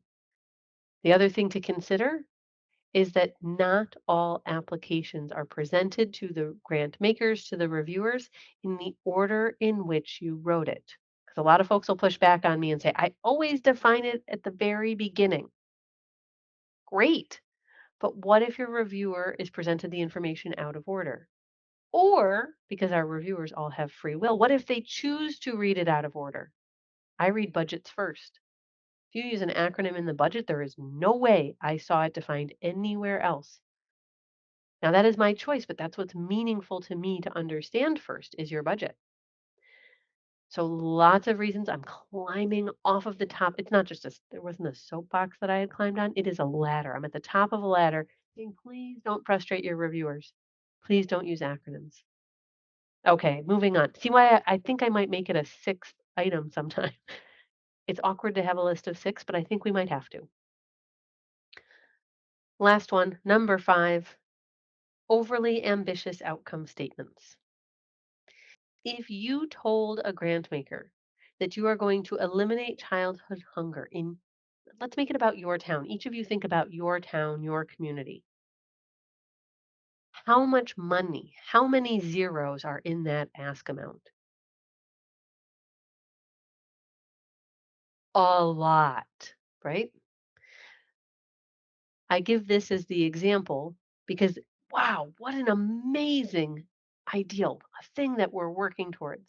But to achieve it, if you're only asking me for $10,000, how's that going to help? That's only a teeny tiny drop in the bucket. I feel like perhaps you should be talking to one of the big billionaires up here to help us with this problem instead of me giving you a $10,000 grant. What does this come down to? You're right. It comes down to our SMART objectives and whether or not they are realistic, so related to our goal, but also attainable.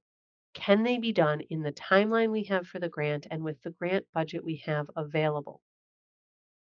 Your SMART objectives should make sense, should be connected by many dots to your outcomes, whether we're looking at short, intermediate, or long term. So your SMART objectives, which we already talked about connecting to budget and timeline, your outcomes in your logic models should not be overly ambitious. They should also make sense within your timeline and with the dollars that you anticipate having available.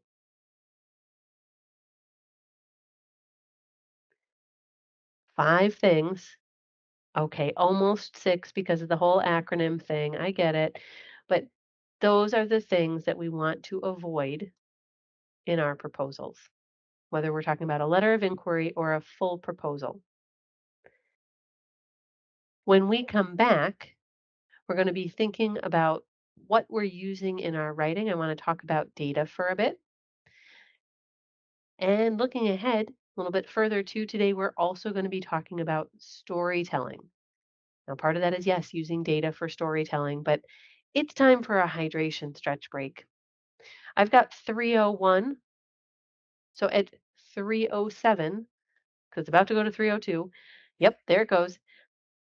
We're going to come back at 307 from our hydration stretch break. So leave the Teams event running and we'll come right back here. Those breaks zip right by. And I realized that while I had the links up, I forgot to paste in the promised links to the AI related information. And so, what I would encourage you to take a peek at is in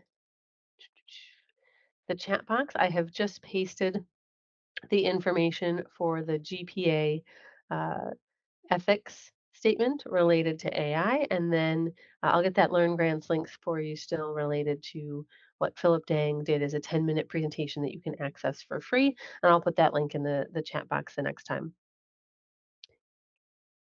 So we were talking about things to avoid that we don't want to talk about in our letter of inquiry or in our full proposals.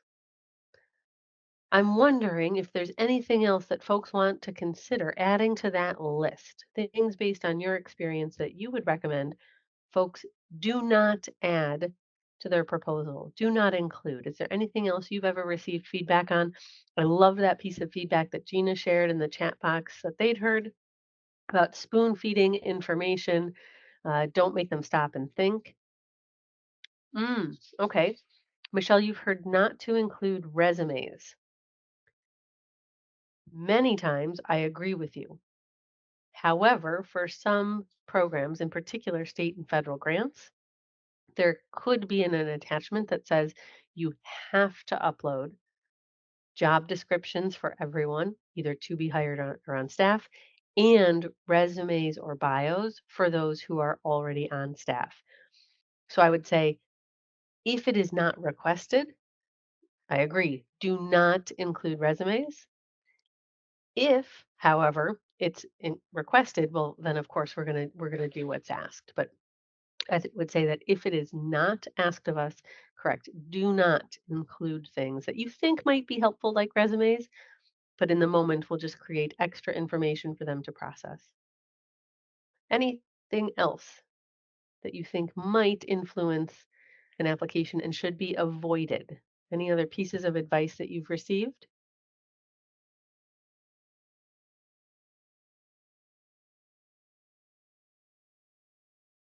Remember, I was a grant maker, first thing in my career. That was indeed a while ago.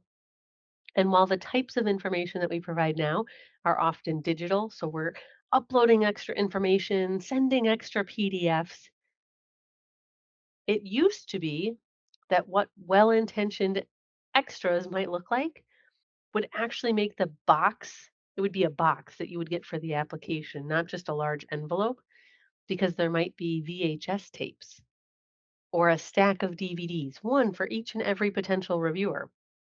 Well intentioned ideas, but always extra. And extra is hard for the grant maker staff, foundation, state, federal. Extras are incredibly difficult for the grant making staff to process. And that does not create a good first impression for your organization. Now, what does help create great impressions for your organization? The data that you might choose to use within your application. Remember that manila folder that I mentioned? The manila folder that might have all sorts of data sources that you would choose to use in your application. There might be the very best source that you're going to use in your letter of inquiry. What I'd like to assume now is that you wrote a great customized letter of inquiry, or it's a funder that did not require that first step and you get to do the whole full application.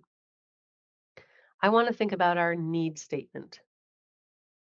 Our need statement in our grant application is often one of the first sections in terms of the order of the proposal when it's put together.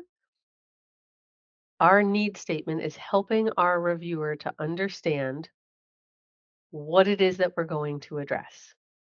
And the way that we're proving that this is indeed a need and not our opinion is through data.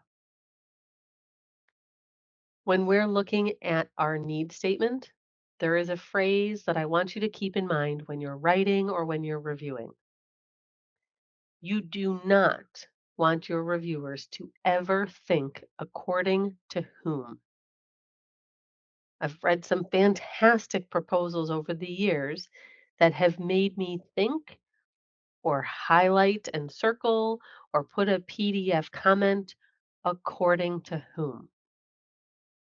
You are the experts in the work that you do. Your organizations are rock stars. So you very well may have formed, well, not just an opinion, but probably an empirically based, so a data based approach to why you know that there's a need. It is not only a personal opinion. We need to use properly cited data in order to ensure that our reviewers never think according to whom. If they're thinking according to whom, that is one reason why they might not speak up on your behalf when considering maybe two very similar proposals in terms of how they feel they could be as grantees. If your proposal leaves them wondering according to whom, questioning where these different sources came from, they're going to pick the other proposal.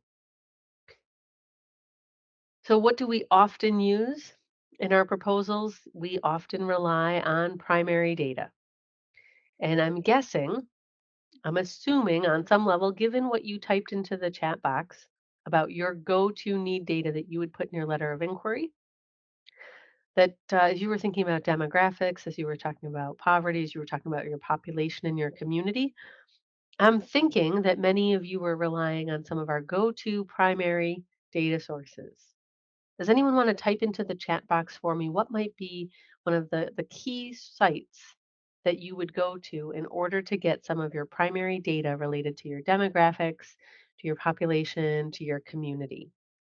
What would be the sites that you might go to as you're trying to think about how you're going to gather that information? Census Bureau. Absolutely. Now, how many of you know that the Census Bureau has free trainings on an ongoing basis to help you navigate all of the data? Did anyone know that they offer those? Fantastic information. I would encourage you to check it out. You can subscribe to their newsletter so that you can see what's coming out.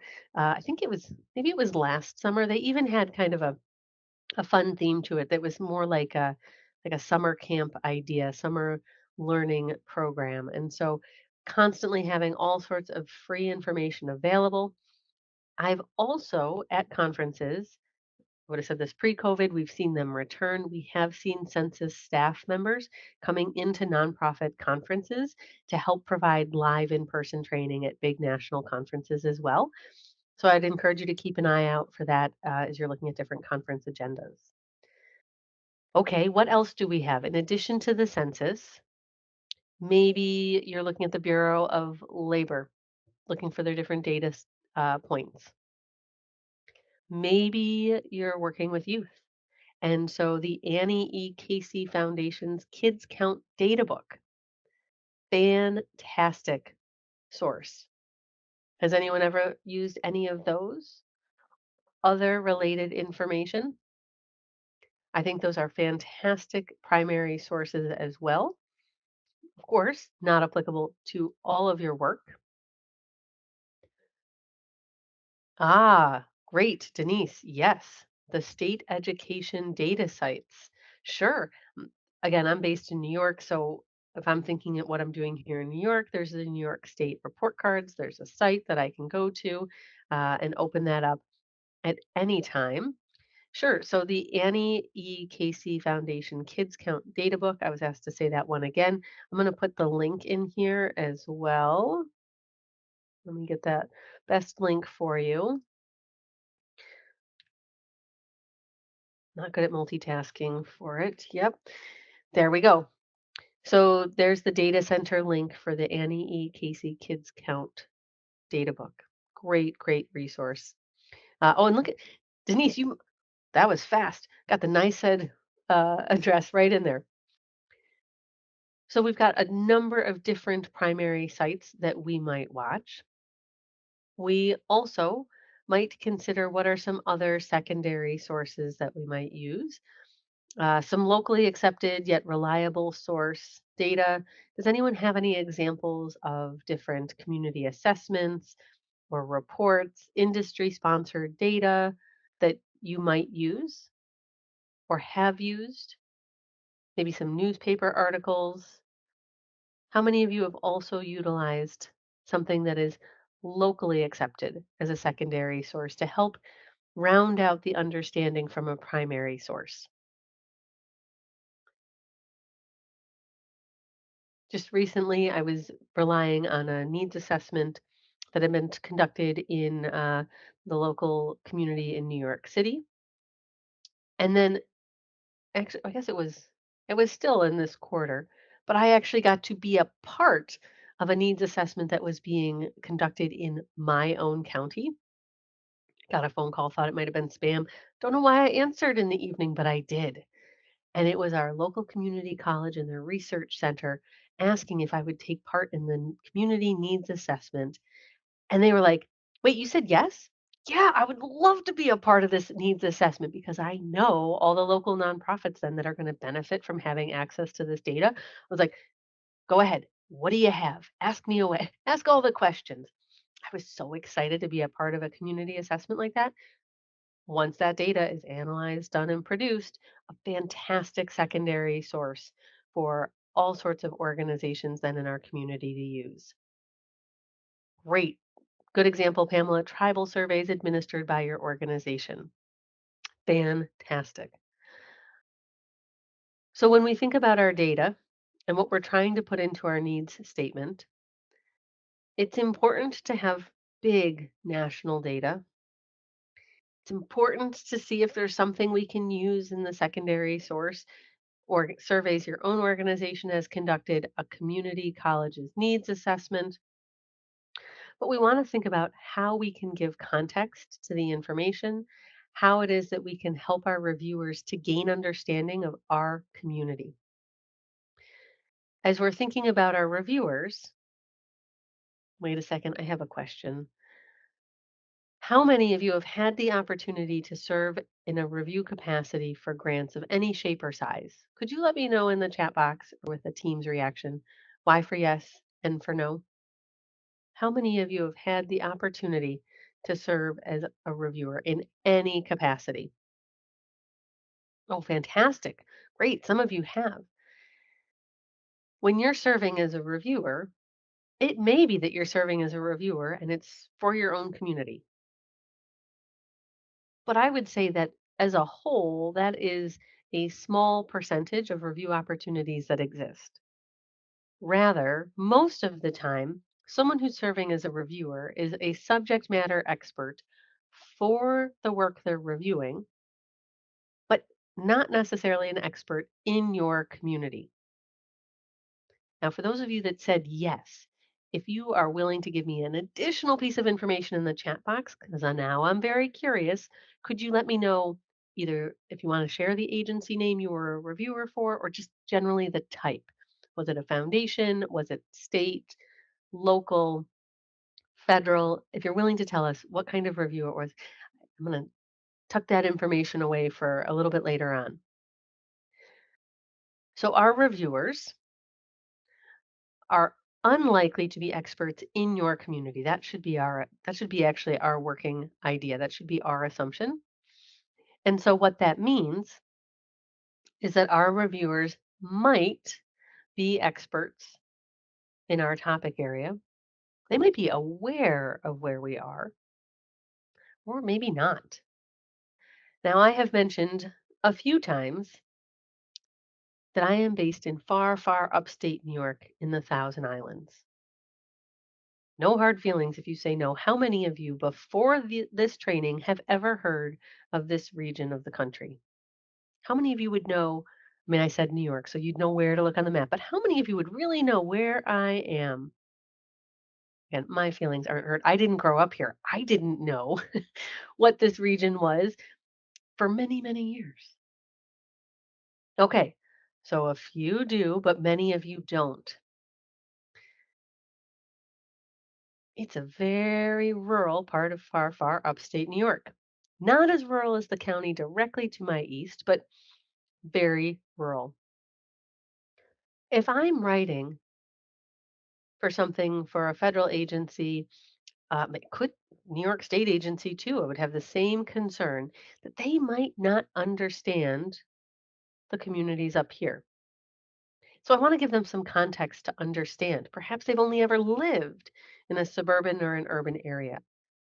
They might not understand that it's 25 miles, therefore at least 25 minutes to get to any additional extracurricular tutoring things unless they are offered in the school. That it would take 25 minutes because it's 25 miles or more to get to a franchise restaurant. Trying to give context. Wow, that's far. Hmm. And and I know there are far more rural communities than what I just described, but to someone who's in a suburban community, 25 miles, it's really far. In an urban community, it's like 25 miles. That's really, really far. What can you give as context for people to understand what's unique about your community that's going to be tied to the barriers you might put forward? The way I just described it, can you imagine that there's going to be any public transit available? No. Different communities. So maybe you're in an urban community and you're trying to help someone who's only ever lived in rural and suburban areas to understand the different barriers that take place in an urban community. We're going to have to give different types of context to ensure as many reviewers as possible have an understanding of our work. There is, in terms of giving context, is our number good or bad? How do I position this so that as many people as possible have an understanding? One of my favorite websites to help generate ideas related to data context for the need statement is datausa.io. I've just put the link in the chat box. Have any of you used this site before? Go ahead and let me know if you have. It is definitely, I think, a great way to brainstorm when you're thinking about, well, what do I have? And how do I help my reviewer who does not know my community to understand, well, what is our teenage pregnancy prevention or our teenage pregnancy rate compared to our region, our state, our country? What is our food insecurity data say locally versus regionally, state, county? How can I help them to understand what our numbers mean and why they should care? Ooh, I see that that was a new tool for many of you and it's free. So definitely go ahead, click on the chat box.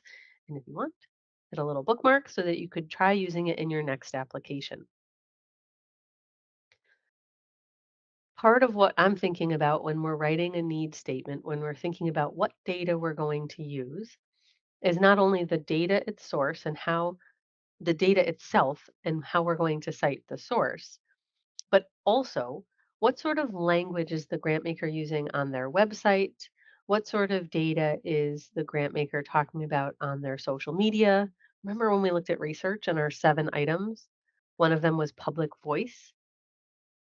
What sort of language are they using on Facebook or on LinkedIn as they're talking about their work or their funding? When I'm on their website, when I'm in their guidelines, what sort of language are they using?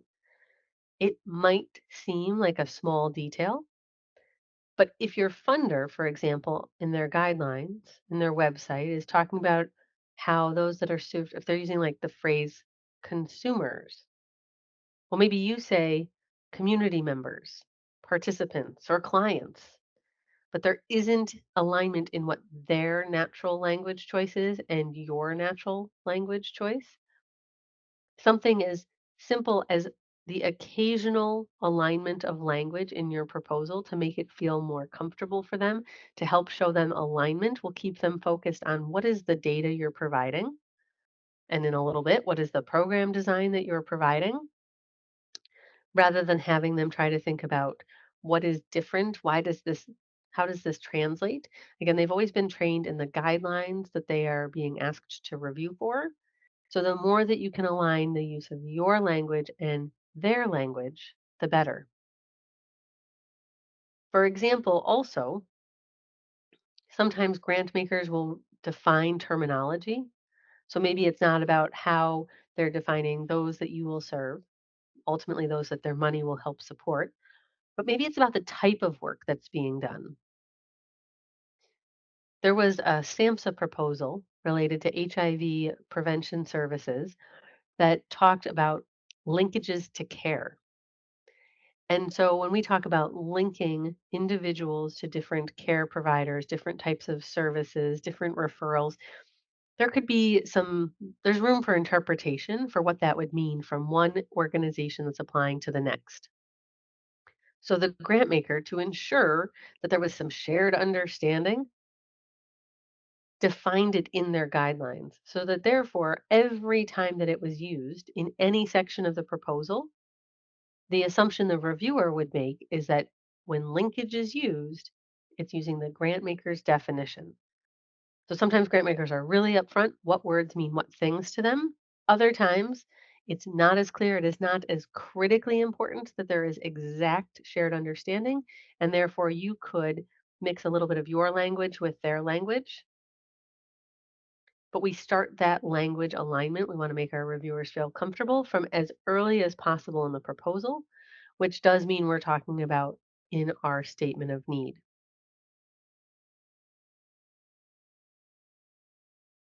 And because I had to say it just one more time, what is it we do not want our reviewers to think or say or write or put in our margins? We do not want them asking according to whom. We want them instead thinking about, wow, we have to do something to help. We have to help take action because this is going to help us meet our mission. This is going to help us achieve our goals too. This is a great organization. I think we're going to be able to do something together. We agree that this is a need in the community. This is something we want to address. We want them getting hyped, excited to read about your program or project design, not distracted by, was it your opinion? What was that citation? Where did that information come from? If anything, if they're excited about the data or asking any questions about the data, I should say, maybe it's that, oh, I hadn't read that report yet. I'm going to come back and read that one later. I'm okay with that sort of circling and commenting by a reviewer, not according to whom. As we're thinking about our writing, the most common space that we're spending our time if we're thinking about grant applications. Does everyone remember our conversation about talking to grant makers? I know not everyone's been in each and every day. So for some of you, you might say, no, Diane, I wasn't there for that. But we talked about how we would reach out to grant makers and how we would have our talking points. And one of the things that I suggested was that you would have an elevator pitch that was ready to go. I know some of you even already have one, which is amazing. And we talked about how you might share it with others in your organization, your executive director, your peers, because you just never know where folks are going to run in to a grant maker. Well, one of the exercises that our own writing team takes on as a way to strengthen our approach to how we think about the writing is to practice verbally what it is that we want to convey as our main message. And so if we think about what we might say, we will actually set the timer. And we will set the timer first for 60 seconds to see what it sounds like. If we have to talk about the impact we're going to create, what is our need? Basically, we're talking about the key elements of a letter of inquiry. Okay. What would it sound like? And there's a second step to this exercise as well, but I want to give it away. Now, this is an on your honor exercise. There's a lot of us in this Teams room, and it would get really noisy really fast. But what I would like you to do is to think about the way you describe your work. Why is your work important? So I don't need your mission statement. I don't need your history of all the things you've done as an organization since you were founded. I don't need to know about all your programs, taking a lot of pressure off about what you're trying to do. The on your honor exercise is to have you describe why your work is needed. I'm going to give you 1 minute to make some notes. Jot down a few ideas. And maybe you say, oh, Diane, I've already got my letter of inquiry notes. I am ready. Perfect. But I'm going to give you 1 minute to jot down a few ideas. What would you include? What will you try to say if you were trying to quickly summarize why? Why is your work needed? What is it that you're going to address? Any questions before I start your first timer? Again, you're going to have 1 minute to jot down some notes. I'm going to start my timer on my phone. You're going to have 1 minute to jot down some notes. What would you want to say? What will you say about why your work is needed? Any questions before I start the timer? Okay, I'm not seeing any, which means your minute to make your notes to prepare for this exercise begins now.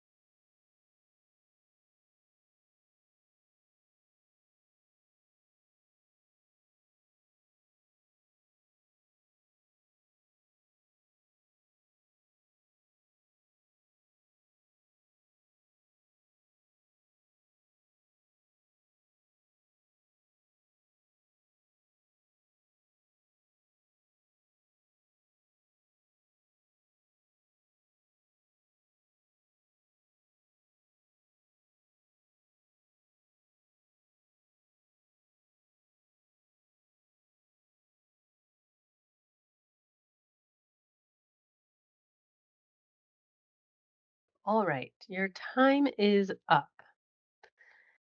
In that minute, I hope that you jotted down a few ideas for what you might say if you're describing why your work is needed. There is no pressure that you need to say anything more about what it is you're going to do, how are you going to solve it. Nope, don't have to talk about it. Don't need to know about your history, your mission. I just want you to practice saying out loud, why is your work important? Now, my question on the screen says, what does your 30-second summary sound like? We're not going to start with 30 seconds. I know folks will throw things at the screen. I know I won't be able to feel it through Teams, but I will know what's happening. We're not going to start with 30. We're going to start with 60 seconds. And yes, this is the on your honor part. Will you please consider, and I understand perhaps you're in a work environment where it's not best for you to talk out loud for the next 60 seconds. Okay, it's fine. If you want to just kind of think about it and pretend you're saying it, it's okay too. But if it's feasible given your current place where you are participating in the training, I would ask you to please say it. If you want to record yourself so you can hear you're saying it, that is optional, that's bonus, it is certainly not required. No, I am not going to ask anyone to say this out loud across the entire Teams event, but I'm asking you to out loud practice. I'm going to tell you when we're going to start, and I'm going to tell you when the 60 seconds ends. Are there any questions about this next step in our exercise? If you have an office pet with you, an office puppy, an office cat, you might want to warn them that you're about to get really excited talking about your need statement and your data. All right, I'm going to start the timer for your 60 seconds. Ready, set, go.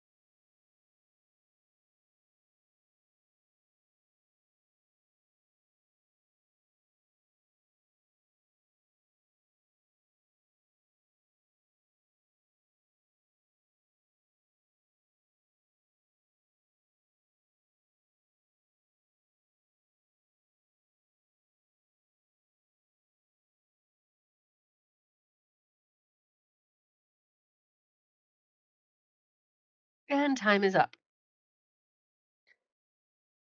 How many of you were able to fit everything you wanted to say into your 60 seconds? Please let me know in the chat box. Y for yes and for no. How many of you were able to fit all of your information into the 60 seconds that I gave you? All right. So some of you could. Kudos. Congratulations. Not everyone did.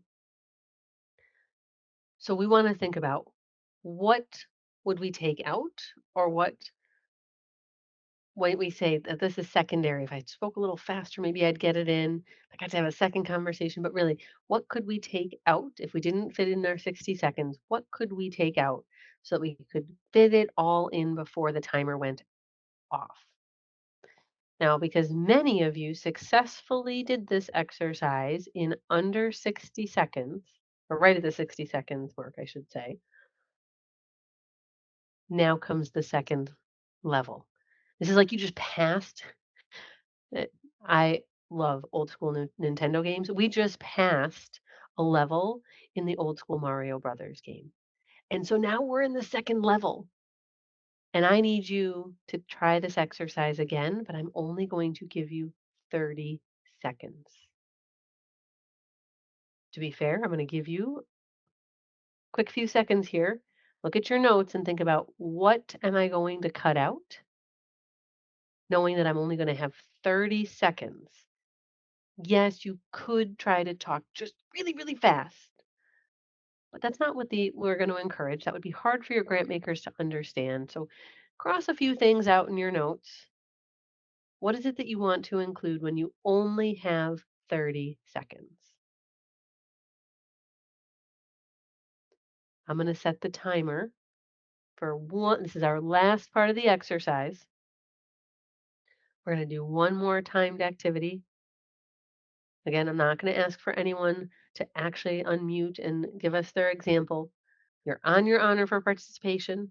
It's as appropriate in your current workspace for where you are with the training.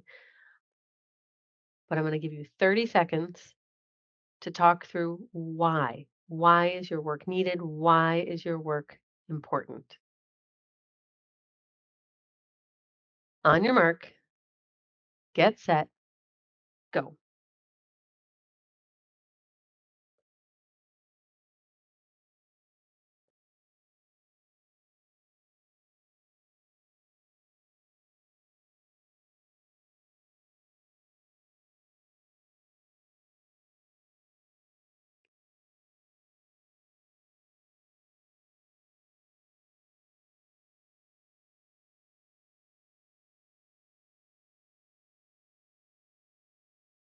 Time's up. Actually, you probably got zero point 0.6 extra seconds because of how slow I was on my reaction there. Same question in the chat box, please, if you're willing to answer. How many of you were able to share your pared down description of why? Why is your work needed? How many of you were able to do that in 30 seconds? We're going to get our yellow smiley bell here ready for celebration for those of you that were able to get it done, because that is quite the feat. Wow, look at all these folks that got it done. Kudos. All right. I'm guessing some of you say, Diane, I needed 5 more seconds. I had 35 seconds. Yeah, I was right. Tina's like, I was almost there. Grant makers aren't going to hold a stopwatch to you. But here's what I would like to hear. The fact that many of you successfully completed the exercise. You said what you wanted to about your statement of need in 60 seconds. And then you were able to quickly decide what would you cut to get it within 30 seconds. Could you let me know what types of information did you shed from your 60-second description to get it down to 30 seconds? Could you give me a quick description in the chat box of what did you let go in order to have the description for your statement of need? How did you get that into 30 seconds? What did you let go? While you're I know that's probably a long question, like what did you let go? And you're like, I've got to type a lot. Oh, interesting, Denise. You dropped some of the adjectives. Hmm. That is a really important thing for us to remember anytime we are trying to character or word count. Adjectives, adverbs, goodbye, those can go to the side. That's a nice fast way to cut word and character count, but to Denise's point is also a great way to shrink our time for how long it's going to take for us to describe something. Good tip for all elevator pitch conversations you're prepping for any funder. Ah, Pamela, information that was not as easy to validate. Okay. Ah, okay. Peter, now it fits. Good, good, good. So this exercise was only about our need statement. When our team does this exercise, we practice as a whole about the story. What is it we want to have our grant makers understand? We actually do everything in the organization and the project and program is fair game. I gave you a very focused effort. I said just about the need. The reason that our writing team practices with this exercise is to think about what is the main point that we are trying to convey about any project, program, client, organization that we're working with. We're trying to hear what is the most important thing so that we can then turn to our writing and say, oh, I know this is really character counted. How can we get this main point across? So, the exercise we just did, I would encourage you when you feel stuck. What am I trying to convey? How am I going to fit this into this tiny space? To try something like this, either for a specific section or even for the application as a whole. What is it that I want to have my reviewers remember? How am I going to summarize my entire proposal in just 60 seconds? Try it. What do you say? Maybe say it in front of a colleague. That takes a I know, I get it, that's psychological safety, we've gotta feel comfortable with that space. But if you can do that with colleagues in person or across Teams or Zoom, time each other. How did you say it? How did I say it? Let's compare how we said it. And then let's see what it sounds like when we do it in a shorter period of time.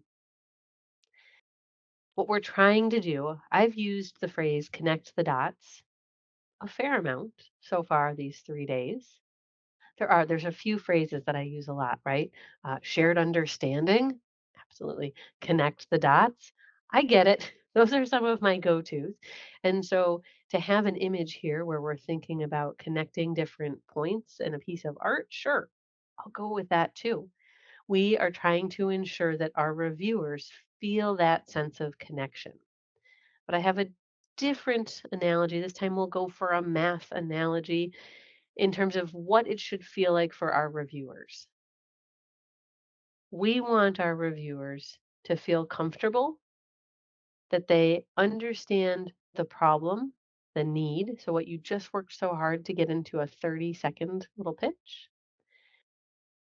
And that if we take that problem and we then add it to our understanding of the action that you as an organization are going to take, we're going to see our solution. We're going to see our ultimate impact. It should feel like all the pieces are there for our equation. We have all the elements we need. There are not any unanswered questions. In math, what would our unanswered question be if we had like an undefined variable? Not real clear what the solution is. It feels like it's a y in my math equation. Or I'm not 100% sure what action the group's going to take. It feels like an x in my equation as a variable I'm trying to solve for. Your reviewers don't want to feel like they're in math class or in algebra class trying to solve for a variable. How can we ensure that all of our components are there so that they can see, yep, all makes sense. Data checks out, the math works. To help our reviewers do that, to help our grant makers do that, I want you to think about that exercise you just took part in. As you were cutting information, Pamela said information that was not easy to validate was what got left out. I'm wondering if anyone left out information that was not related to their most important point, maybe their most important primary data source they wanted to refer to for their demographic. Maybe you said, well, I don't have time to talk about these three data sources. And the reason this is important for us, I only have time to talk about one. Did that happen to anyone? Where it wasn't just about saying what was easy to validate, but maybe it was about really narrowing your message to something that was singular in nature to get down to 30 seconds? Could have been. It's a theory. I've seen that happen when I've done this in person and gotten the opportunity to hear everyone practice.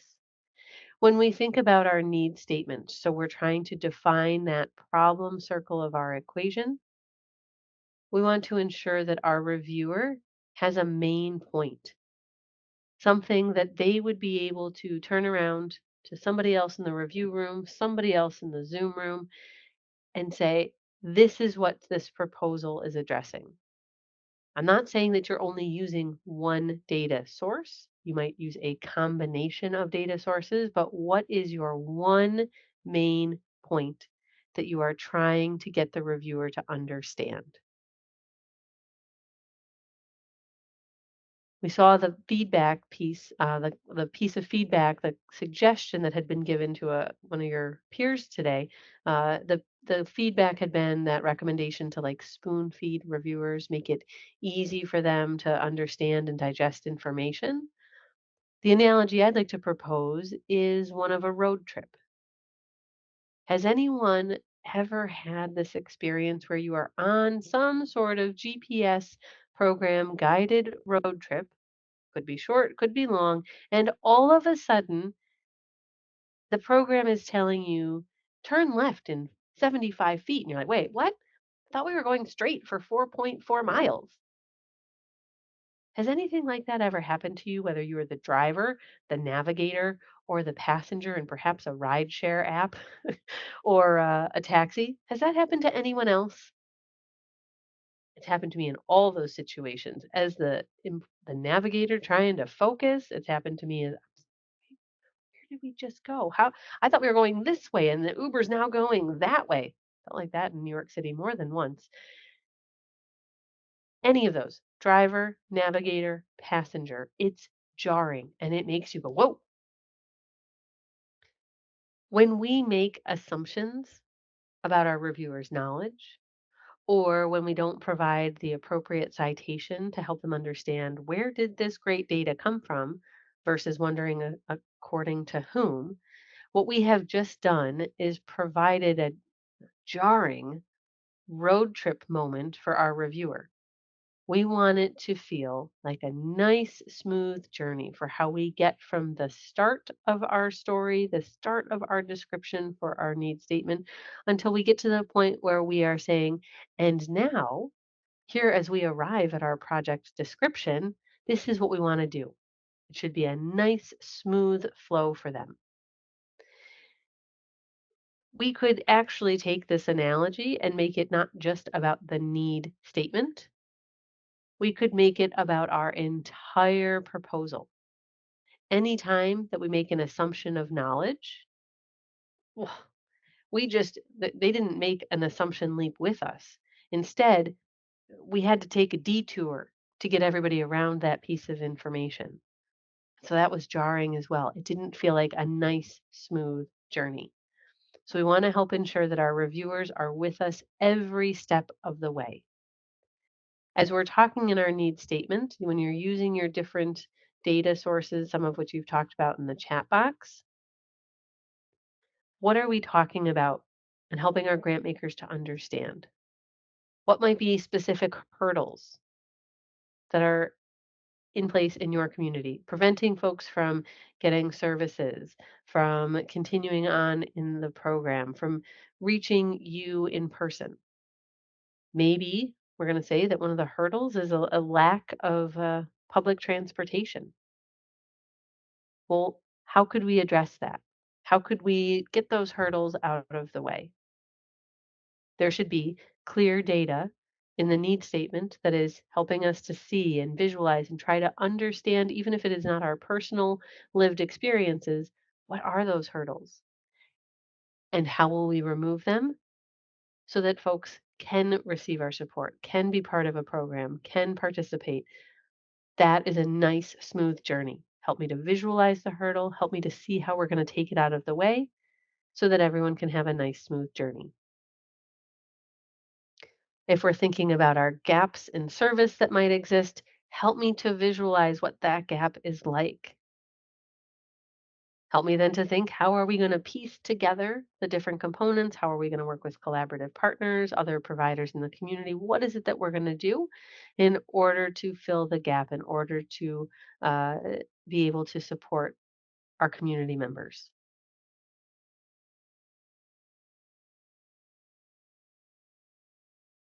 Part of what we might also use, some of you alluded to some surveys that perhaps your own organizations were conducting. When we were talking about the different types of data, I didn't see many folks talk about their own organization's processes for needs assessment. I think I saw one. I apologize if I missed some, but I would love to hear, what are the needs assessment processes and tools that your organization is using? What is it that you use to gather information, to learn more about your community, maybe to do some analysis of the data for those in your community or those you already serve? I've got 5 common needs assessment processes and tools on the screen. Could you do me a favor and please let me know which of these your organization is using? Go ahead and type those into the chat. Maybe you want to type not all of them, but what is the most common that you as an organization are relying on? Is it that you conduct focus groups every quarter or once a year? Are you doing individual client interviews? Is it that you rely on the analysis of your own survey data or your own client intake data? What is the needs assessment process and or tool that you as an organization are relying on the most?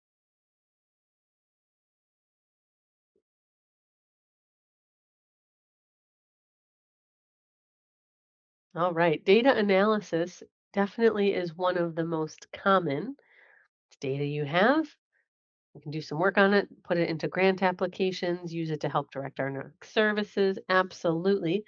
I'm thrilled to see then we've got interviews and observations included as well. Uh, yep, the surveys you're conducting, then you can conduct the data analysis on them. But definitely love to see some of those interviews and observations popping up as well. So don't forget that the information that you are gathering, you have so much rich information about how you are experts, why you are experts, what have you learned, what is your practiced wisdom and expertise as an organization. That is going to be an important part of why you have a particular approach, a specific methodology to filling a gap, to removing a hurdle. And when we're thinking about all the data that you might have available, I want to ensure that you are remembering that in your need statement in particular, when formatting allows, the complex data that you have, the survey results that you have, your pre and post test results that you have that are validation of why you are going to put forward the program design you are, please, if formatting allows, consider using tables or charts, uh, bar graphs, pie charts, a custom infographic that's a singular message idea.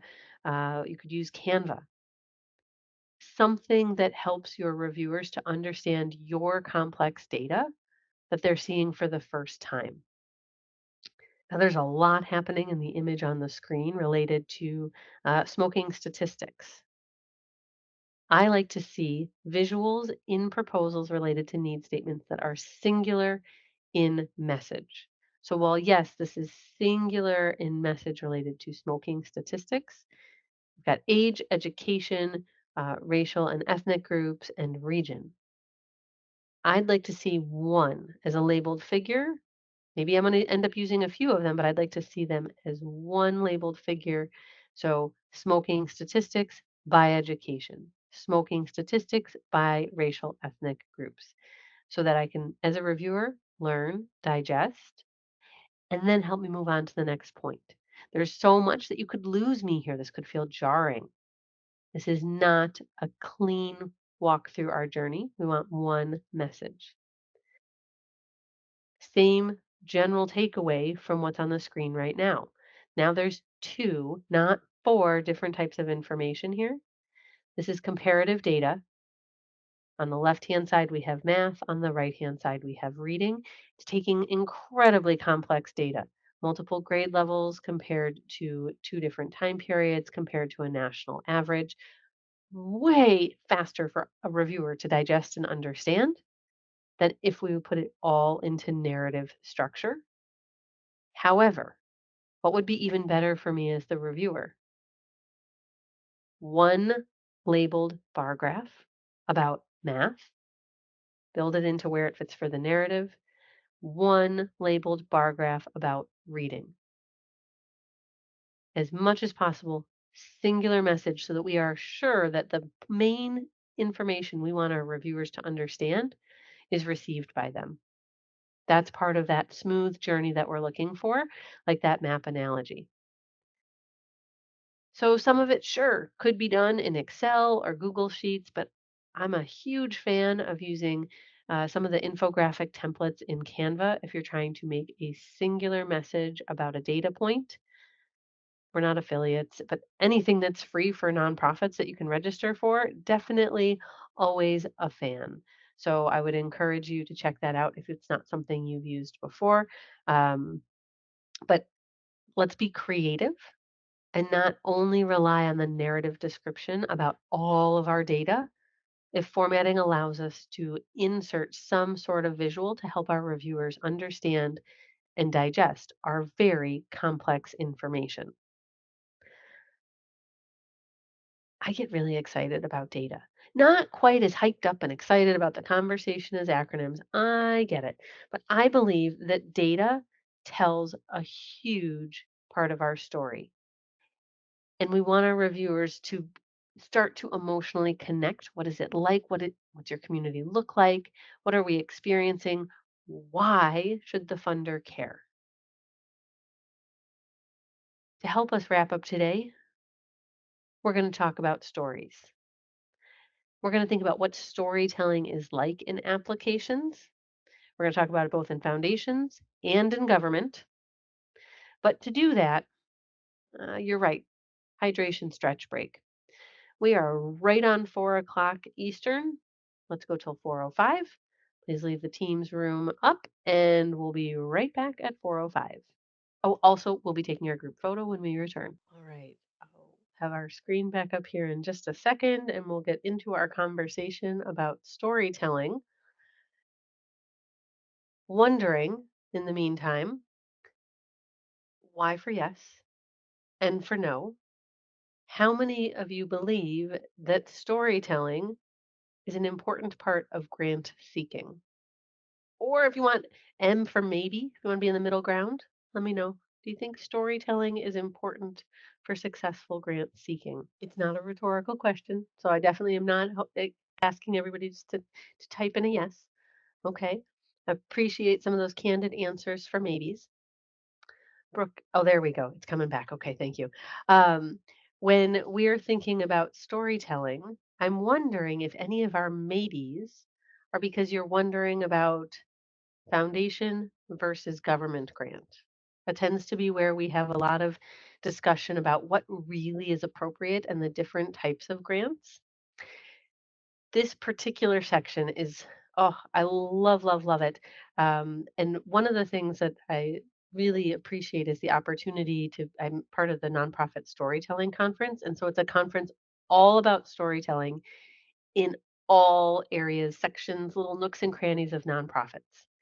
And we get to have just one session in the conference about grants because there are so many places where storytelling is also incredibly important on social media and all the different types of fundraising and events and appeal letters and our annual report, our website, right? It is present in all of these different elements in nonprofit organizations.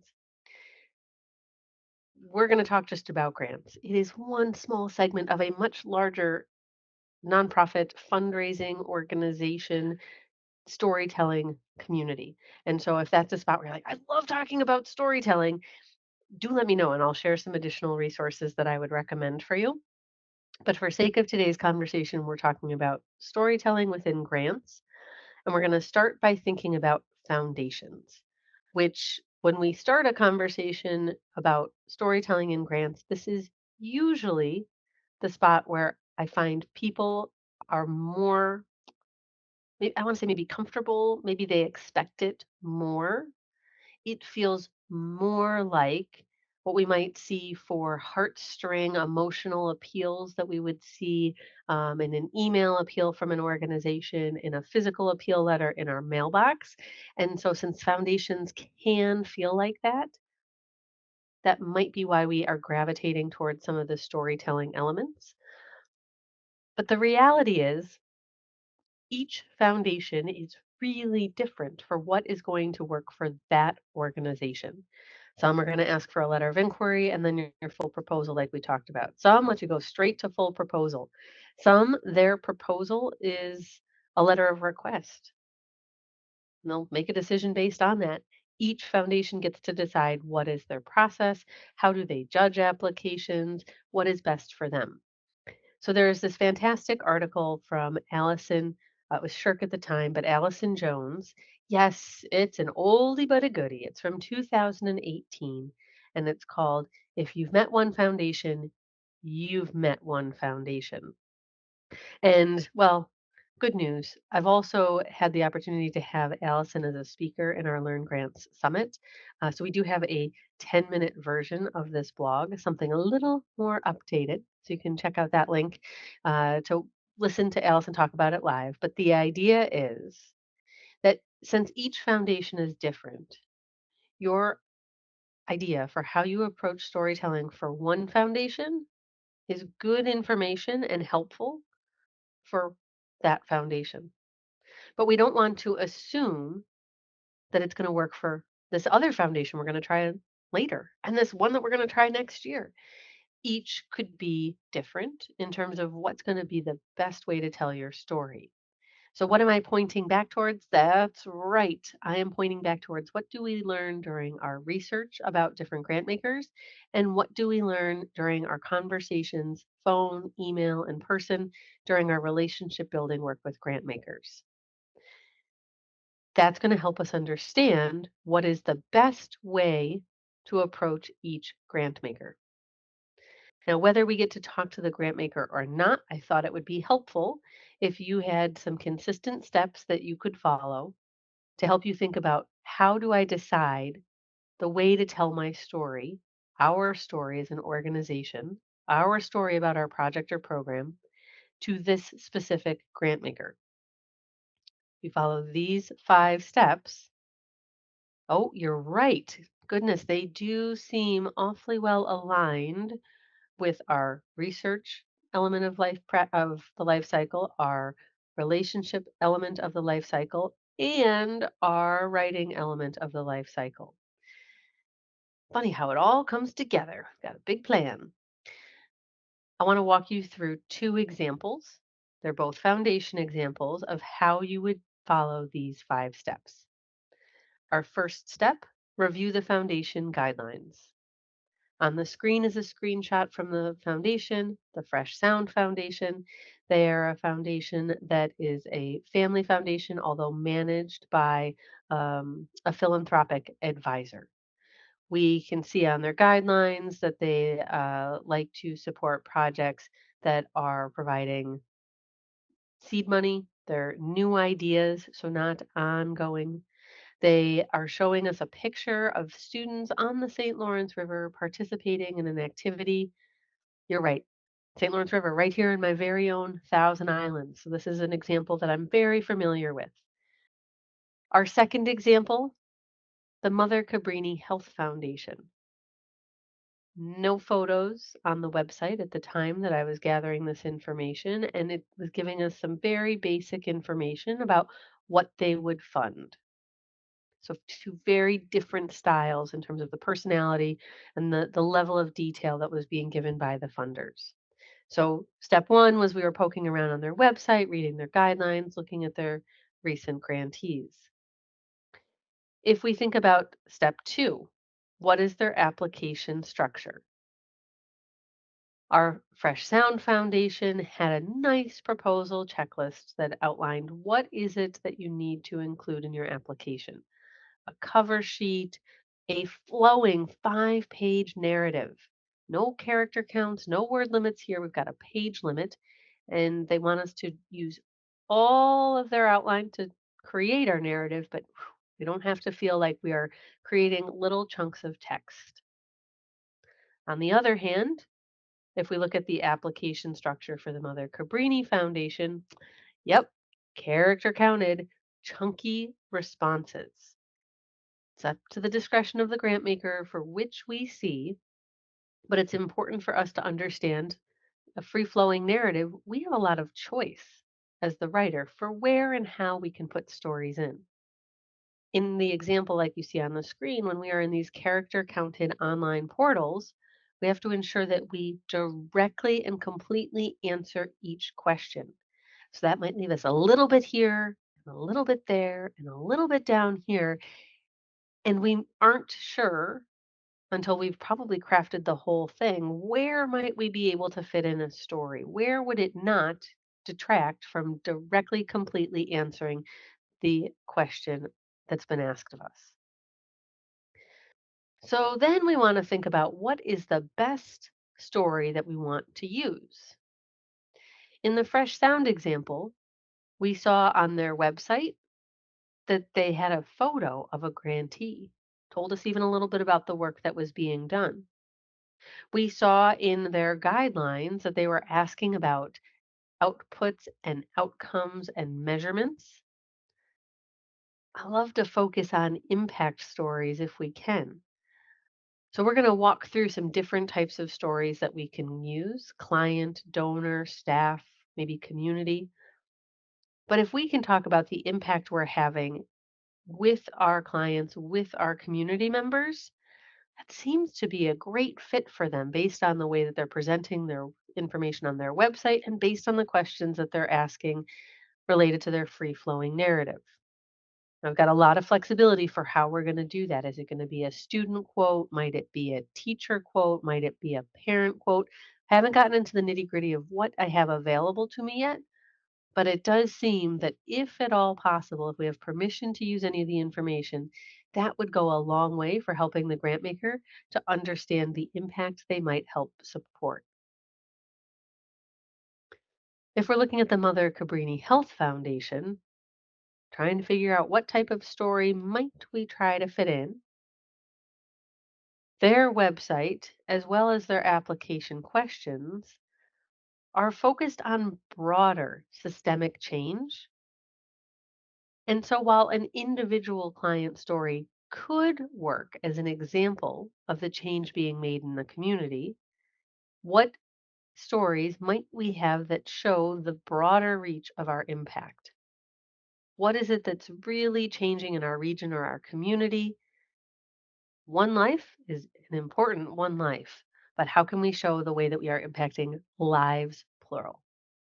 So we might try to seek out a different story if it's available. And we learned that simply from our research work. We wouldn't have to even talk to the grant maker to think about the way that those two are presented differently. So now to head to our fourth step, we're back to this elevator pitch idea. No, don't worry, I'm not going to time you again. You don't have to practice verbally any of your story right now. But I do have it called out as the fourth step. So you don't have to do it live now. But what I would encourage you to try is, once you find your grant maker and you found the clues to help you walk through these first steps, as you come to step 4 about practicing your story, I want you to practice: why are you a good fit? So, why did you get excited when you were doing your research? Why does this grant maker align so well with your work? What would that sound like? That's a small portion of what you might say. And then what would you want these specific reviewers to remember? In the case of the Fresh Sound Foundation, you might want the reviewers to know that you are the only organization focused on protecting the entire St. Lawrence River. There are some groups that focus on very unique, specific segments, but this organization might say, we're the only ones doing the entire river. Also, wow, okay, we saw that picture with some students in a boat, but you're working with more than 1,000 students a year to educate them related to environmental stewardship. That's great. Okay, those might be some of the key points that you would try and convey. You could decide, you get to decide, do you want to practice with 60 seconds? Do you want to practice with 30 seconds? You know you're going to have 5 narrative flowing pages to answer all the questions and get the story message across. In our example with the Mother Cabrini Health Foundation, we still would want to practice. Why are we a good fit? Mother Cabrini Health Foundation is focused on low income communities around the state. So your shared purpose is important to highlight. This is a foundation that was created through the sale of uh, an insurance program. And so as a result, there are ties to the Catholic Church throughout the state. And so for organizations that may have some sort of collaboration with maybe the food pantry that's housed at the church or with Catholic charities in their region, that would be important for them to highlight because that is part of where this funding came from and where there are still ties. What would we want the reviewers to remember? That yes, we are providing very important direct services, but also we are focused, we are in multiple collaborations, we are focused on systemic change in addition to direct service. As we practice those stories, what we're doing is thinking about what is the main point that we want to convey. In the fresh sound example, again, we have our 5 pages of narrative. You could say, well, I've got this quote from a student, I've got a quote from a teacher, and I have our survey results, which are going to give some data behind what was learned, what was reported by these students. And let me see, I've got all my pieces here. Let me lay out my other areas, my other key elements of my 5 page narrative. And now I could say, where do these fit? And the odds that I'll find room for one, two, maybe all 3 are pretty high because I have 5 flowing pages in which to make it work. We have a harder time with the Mother Cabrini Foundation. We're going to do the same thing. What do we have in terms of some of our success stories, feedback from our clients, our internal surveys? But we need to ensure that we are directly answering each question within the character limit. You're right. I hear you thinking it, not using acronyms if we can avoid it. And so, where might we still have space? Where might it feel appropriate and not like a jarring left or right turn in our descriptions, in our narrative responses to share a story? When we're looking at online narrative responses, if you feel like this just doesn't fit, I don't have space here or there that they have given me, the one recommendation that I would make is to look for an an additional information response. Not all foundations offer it, but if it is there and you really don't think that the story you want to tell, I'm not saying it's always a client quote, but the way that you want to present your story of impact, if it is not fitting into other elements in a character kind of situation, perhaps you want to take some of your messaging that you were verbally practicing and think about putting it in the other or the additional category. The other spot I would encourage you to look at is if there are questions around organizational capacity. Too often, organizational capacity responses are focused on when were we founded, how long have these programs been around, and the stories that you have been gathering are actually showing your capacity and the impact you're creating.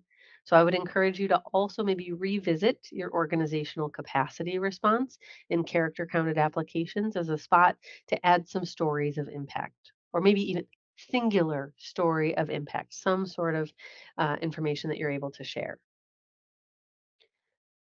5 steps. You were already doing them because we already talked about research. We could certainly learn more from relationship building, but I don't want to assume that your steps have to have that because we know not all foundations will talk to us. So if we were going to have the opportunity to talk to a grant maker, I would probably do that actually between number 4 and 5. I would read the guidelines, I'd look at the application structure. I would come up with a theory about a story I want to use or the type of story, the type of messaging I want to use. And I'd fourth verbally practice it because now I could actually test it out on the grant maker when I get a chance to talk to them. And if I do via email or phone, that's bonus. That's great. And it will help inform our writing. So if you're going to have the chance to talk to a grant maker, I would consider doing that between those fourth and fifth steps as we were looking at the consistent steps to use for storytelling and foundation grants. Do you have questions about that idea? How can we approach each unique grant maker to think about what story do we want to tell and how do we want to tell it? Please note that I did not tell you you were changing who you are and what you do and what type of program or project you're implementing. Rather, it's about the way in which you're going to tell your story that starts to get nuanced to each and every grant maker. And that's why templates don't work because templates are not customized to the unique stories we need to connect for our grant makers.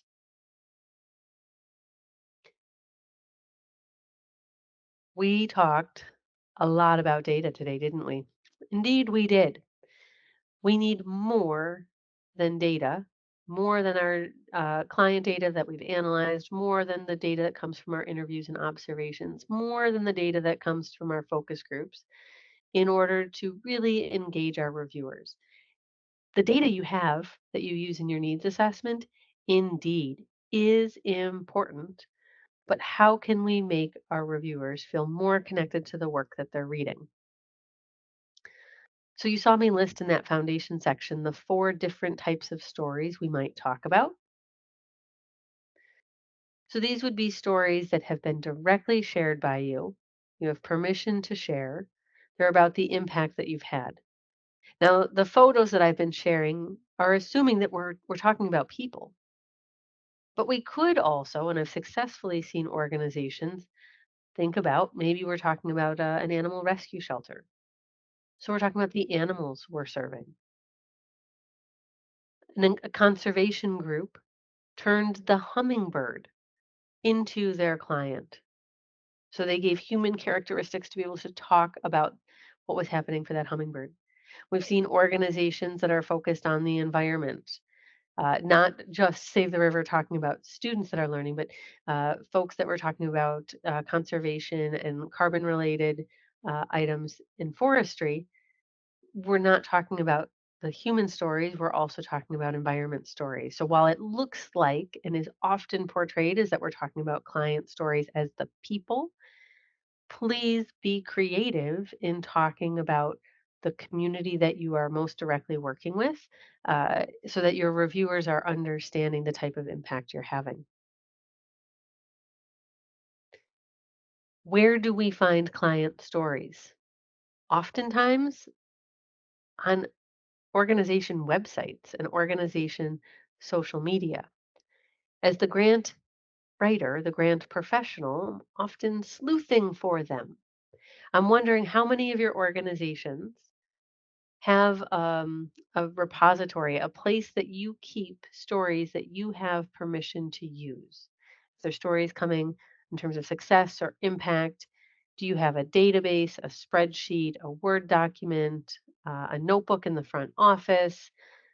You're only allowed to use things on the website, but still you're allowed to use the things on the website. Go ahead and let me know why for yes and for no. How many of your organizations have a place where you can go know that this is information I have permission to use? We've checked all the boxes for client stories I could consider using. Okay, so I see some do, many do not. This is completely optional homework. It's something that you'll build over time. So there's not pressure that you have to go find all these things right now. But as great stories become apparent, as they become available, as you have permission to use them, and not just you, but maybe it's someone who's running your social media channel, it's your colleague who's running the website, it's your colleague who's putting together the annual report. If your colleagues know that you're trying to gather and ensure that there's consistent access to these stories, so you could potentially use them in grant applications, we find that organizations end up building a bit of a story library that they can choose from. A second type of story is about your donors, people who give to your organization, people who give to your cause. Why are they giving? We're not always able to use a direct client story, or sometimes that is not what feels like the biggest motivator for the grant maker. We worked with a grant maker once on behalf of a client that was really focused on increasing their sustainability. They wanted to see them get a number of new donors in. They wanted actually, they made it a challenge grant, not to just go find one source to give them an award, but to find multiple individual donors that would give to them over the course of the year. So the way that they could then, one, report on their impact, but also talk to them in the future about the success was why are people engaged? Why are we supporting the organization? And that can help others, the people who are running grant makers, to think about why might we want to be involved. So that's another type of story you could consider. You, your colleagues, the awesome people that you work with are also a potential source for stories and examples of impact. Why do you do the work that you do? What impact have you seen as a result of your time in the field or your time in the organization? So you yourselves can also be part of the stories that are shared about the impact in the organization.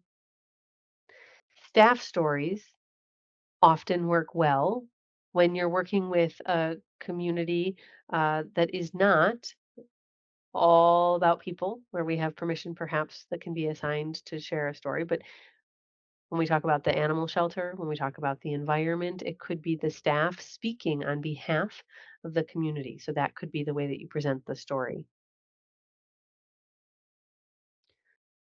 It could be stories from our stakeholders. So the fourth type I want to highlight are community stories. This could help show the success of our collaborations. This could help show what we're doing related to systemic change.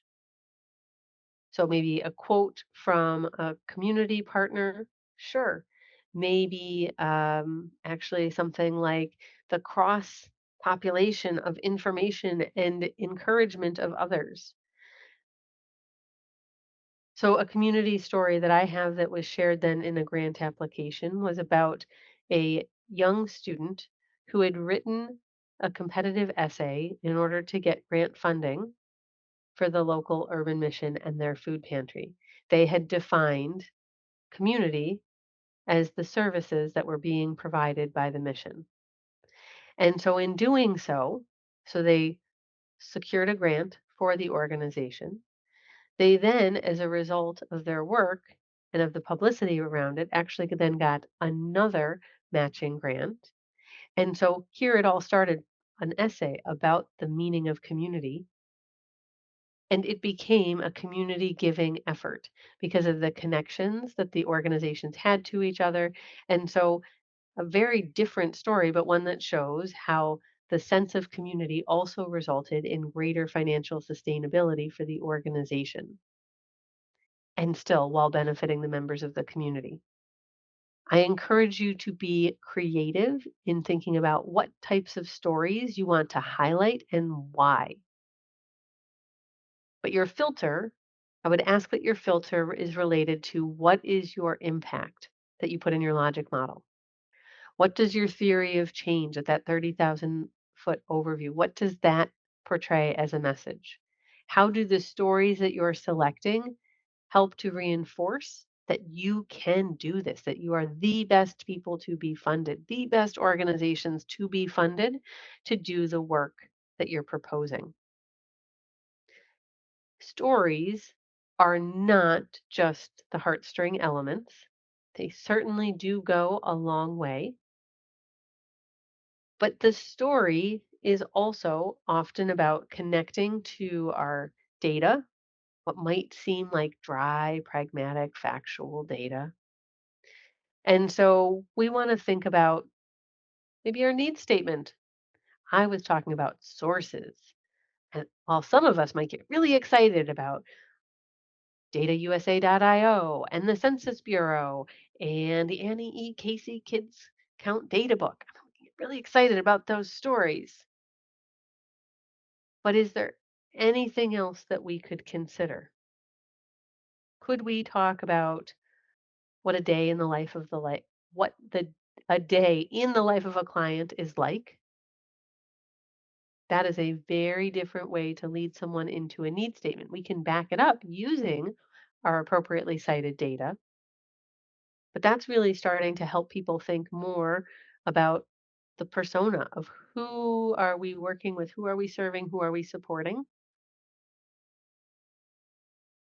Could we use an individual client or staff story to help illustrate, to help people start to visualize what those barriers are like? Instead of saying that it is 25 miles for all of our community members to get to a supportive service, do we make it about one specific parent or about one specific child? We could take that approach. We could also use an infographic related to our main message, thinking about the statistics. Maybe it's not just a data point, maybe it's that we're going to use a quote. So maybe we've got flexibility with our images. We're going to use maybe a table or chart to show some of our data. Maybe we're going to have a call out with an infographic type idea with a quote from a client or a staff member. I'd encourage you to be creative. In our program description, if we talked about what it was like for a client, what the barrier might be that they would face, what it was like to have to drive those 25 miles to get to a service when there's no public transportation, can we then continue to walk with our client through the program description so that it's clear how are we addressing the need? How are we addressing or removing a barrier or a hurdle? In the organizational capacity section, if you did not find a space that you wanted to put in any storytelling elements earlier, remember I said organizational capacity, often an overlooked spot to do more than mission, history, overall programs provided. So that could be a great place for actually any of our stories, client, donor, staff, community, but especially donor and community. That's related to our capacity, our expertise, our overall sustainability.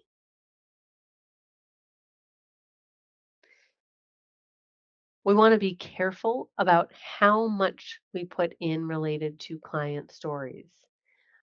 They're compelling stories. When they're being shared with us, when we have permission to use them, no doubt they will always be compelling stories, but we only have so much space. So, what I do want to caution you against, and it's not a specific rule, but how do you balance the space you give if you're going to share a quote or a story with the other factual information that ensures your reviewer has clear understanding of your expertise, of your experience, and of what you're proposing? So you don't want it to take up all the space. There's, as I said, no specific rule for what will feel like a balance. But if you're going to use a story within your grant application, whether foundation or government, I encourage you to have a fresh set of eyes as a reviewer to give you feedback on if they felt like it overpowered the application, if it overpowered the specific section it was in. It's a little bit like if we were saying, well, does this have enough spice or is this too bland? Did I make it way too spicy? Does it not really, is it not apparent that I put any spice into this dish? We want to be right in the middle. Some people might like a little less, some people might like a little more, but can we have it be kind of in the middle in terms of the level that we have added to our application? Went with the spice example instead of our Goldilocks and too little or too much or just right. But we want to try and ensure that it's going to meet the needs, help as many reviewers as possible. And all of our reviewers have very different backgrounds. So we want to try and balance against that. Now, one example that I wanted to show, actually, I've had, I have two examples. One is that within the body of flowing text, one way to call out that we've got something different about it, and this also helps you to visualize kind of that balance. The indent, right, that hard left indent made it clear that this was something different within the full proposal. That also to you as you're reviewing and thinking about how much space did I use for this story? You can think about it over your whole application. It doesn't work in character counted situations, of course, but if you have free flowing narrative, really think about the whole thing and physically ask yourself, how much of my space did I use for my story? In this example, I think this was a really creative way. This is actually a letter of inquiry. It is not structured with those same key opening and closing elements that I encouraged you to consider, but it is a creative example that I really think is worth showing you to show that you can be a little outside of the box and still have great success. This letter of inquiry started with those three italicized lines at the top. It introduced us to Jay, who is 12 years old and homeless. And then and there was way more to the letter of inquiry than what I have shown you here. But right before the closing of the letter, 2 pages, it was on letterhead with the second page, 1-inch margins. It closed by telling us what happened with Jay. And the point of telling Jay's story, opening with the story, closing with the story, was to invite then the foundation to help support these programs and services so that other students like Jay could receive support. I thought that was a rather clever and unique way to do it. And so I do like to highlight that while we put forward, follow these steps, make sure you have these 5 things, sometimes it's definitely okay to break the mold. Try something different. Questions so far?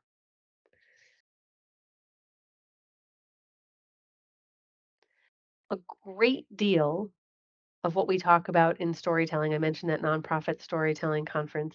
One of the things that I love the most about that is that in the room to talk about grants, it is not a room full of grant writers. It is not a room full of grant professionals. They are folks who maybe occasionally have to help write grants, but they are folks who are passionate about storytelling and often wearing other hats. They're wearing the social media hat, they're wearing the website hat, they're wearing the annual report, they're wearing the donor appeal hat. And what they're there to learn is how can I share information? How can we ensure that our storytelling on the website makes sense with what you're talking about in grants and vice versa? Or how can what we're talking about in our appeal letters align with what we're talking about in grants? So that if your grant makers start to go look for other information about your organization as part of their due diligence, especially ending up on your website or on your social media, are the stories that you're telling giving a consistent message. So I think that's an important point to bring up so that you're considering not just the storytelling you're putting in your grants, but what it looks like when your reviewers or your grant makers are organically going to you. Do they see the same types of stories? Does it give the same message? Now, to help us close out for today, we're going to talk about storytelling in perhaps one of the most contested spots among grant professionals. Can we tell stories in government grants?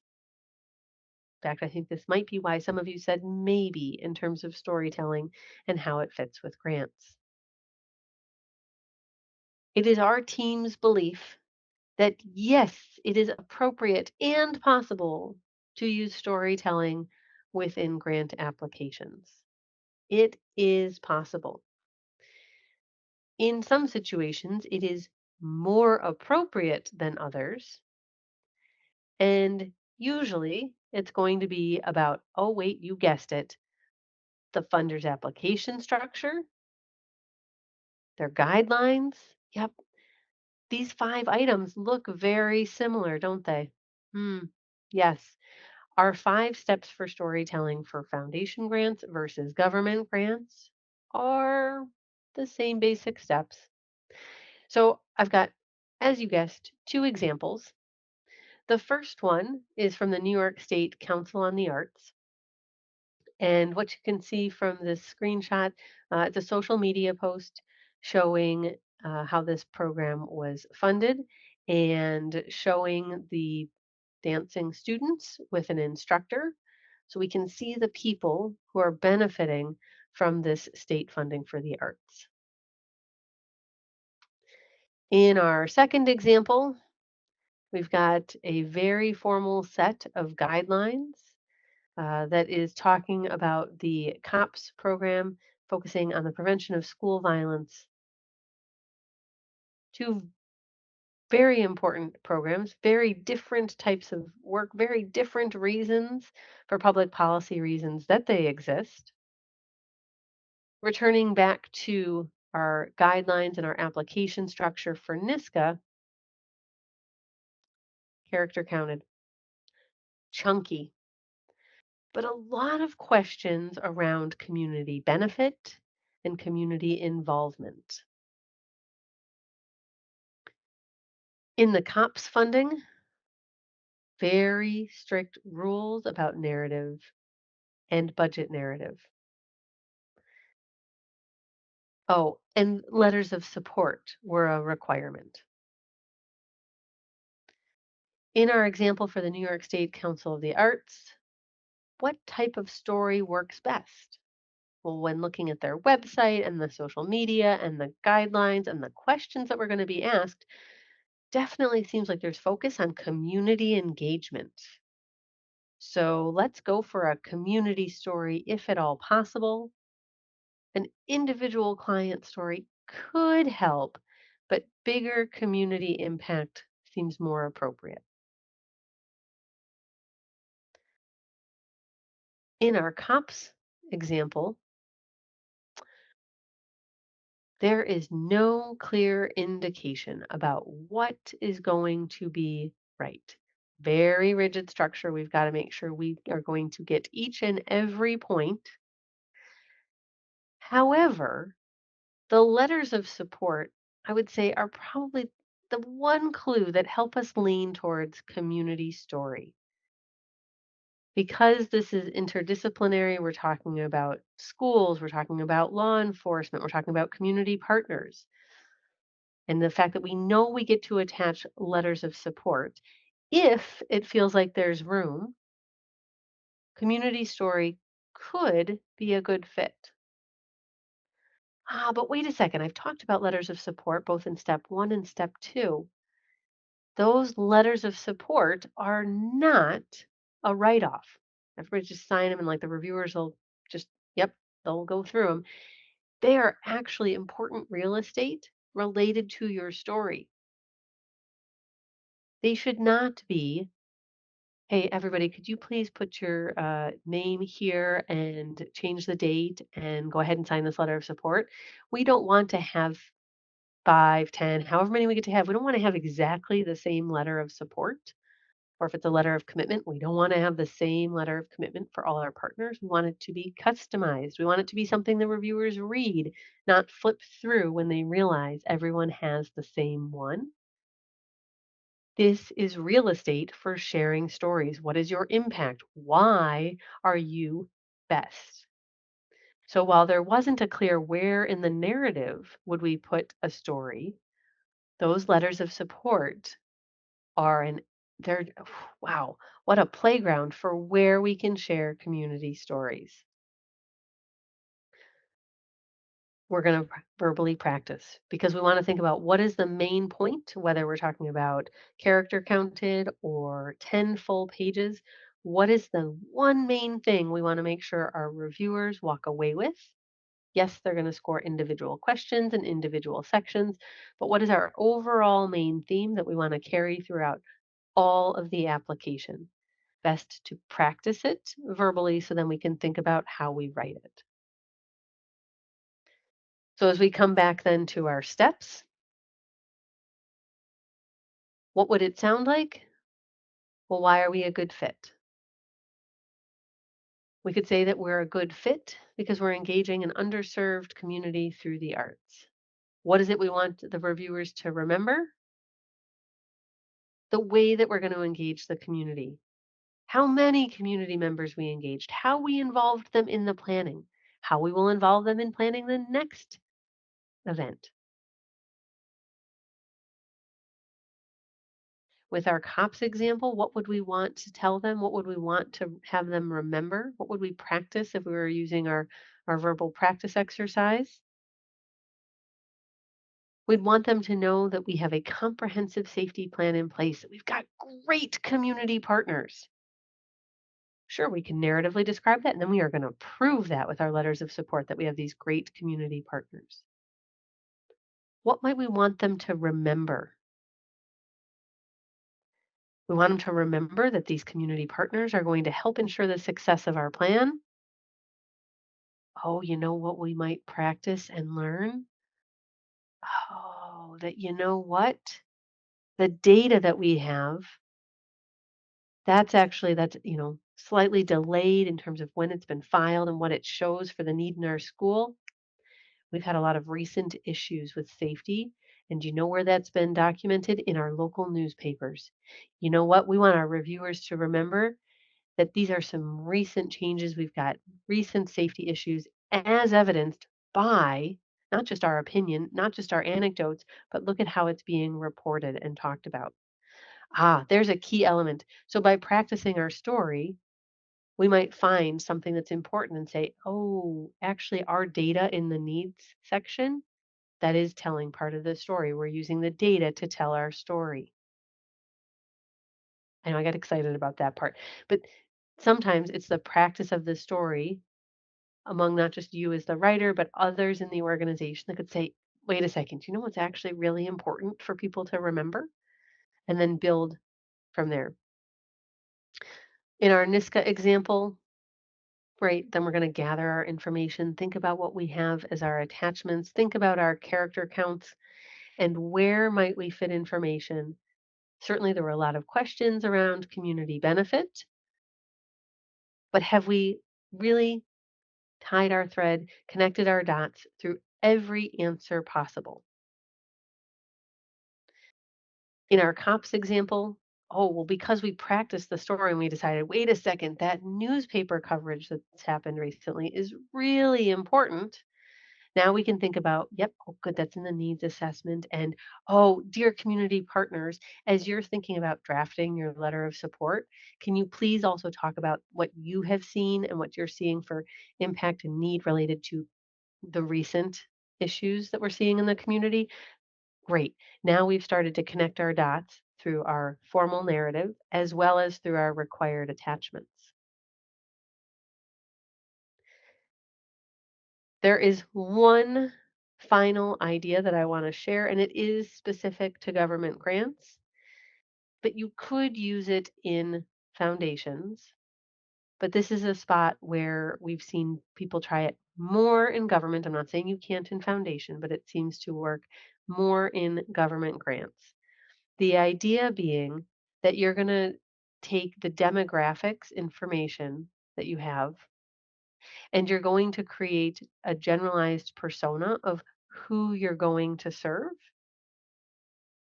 So thinking about the age of those you're serving, their income, their family size, education, thinking about a variety of individuals and communities that you're serving, thinking about why or how or when they interact. with your organization. Different clients might face different barriers, see different hurdles in front of them. How can we describe our very nuanced community members, our very nuanced patients, our very nuanced clients, and describe them in a way that is giving the best representation possible to our reviewers so that perhaps we could share one story. It's not a real person, it is a representation, it is a combination of many different people that we have served. So, what I wanted to show you was this idea of a persona, and it actually is what opened a federal grant in this example. The idea was that this organization put forward a persona. They gave the persona a name, Sophia, an average 10th grade student. They talked about Sophia as if it was an individual person's story. The purpose of the case study, the purpose of this persona idea was to help the reviewers immerse themselves in what was it like for this student in a small, isolated rural town, and then to use data to back up everything that they put forward in their needs statement and then share their program design. I'm not saying it works in all situations. It takes a lot of space in this particular example. It was in a very, very large narrative, which is why it made sense. And it was only added once all of the other elements the team felt were in place. But I wanted to give it to you as a different option for how you might think about storytelling within government grants. Telling an individual client story, sharing an individual quote doesn't always feel appropriate for the style in a government grant, but this persona or case study idea, as I said, could be appropriate, and we have seen it used successfully. Both I've seen it from folks who are writing it, I've seen it as a reviewer.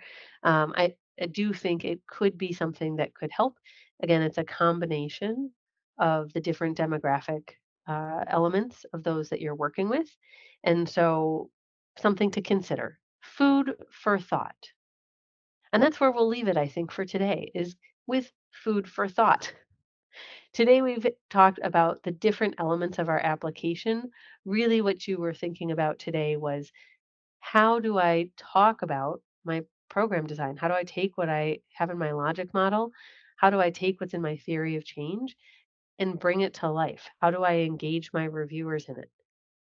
Those pieces we had yesterday are very cut and dry factual pieces, but we need to make it come to life for our reviewers so that they want to advocate for us, so they want to say yes. So tomorrow, when we pick back up at 1 o'clock Eastern, we'll be talking about consistency across our application. We'll be thinking about budget. We'll be thinking about some strategy. Spoiler alert, we have a mural exercise tomorrow. So if you enjoyed that whiteboarding exercise that we did on day 2, we'll be using that tool again tomorrow. There is a feedback survey in the chat box if you could be so kind as to take that now. And I'm also keeping an eye out for any questions you have for me on storytelling. I'm here to answer. Please let me know. Otherwise, I'm happy to answer questions again tomorrow.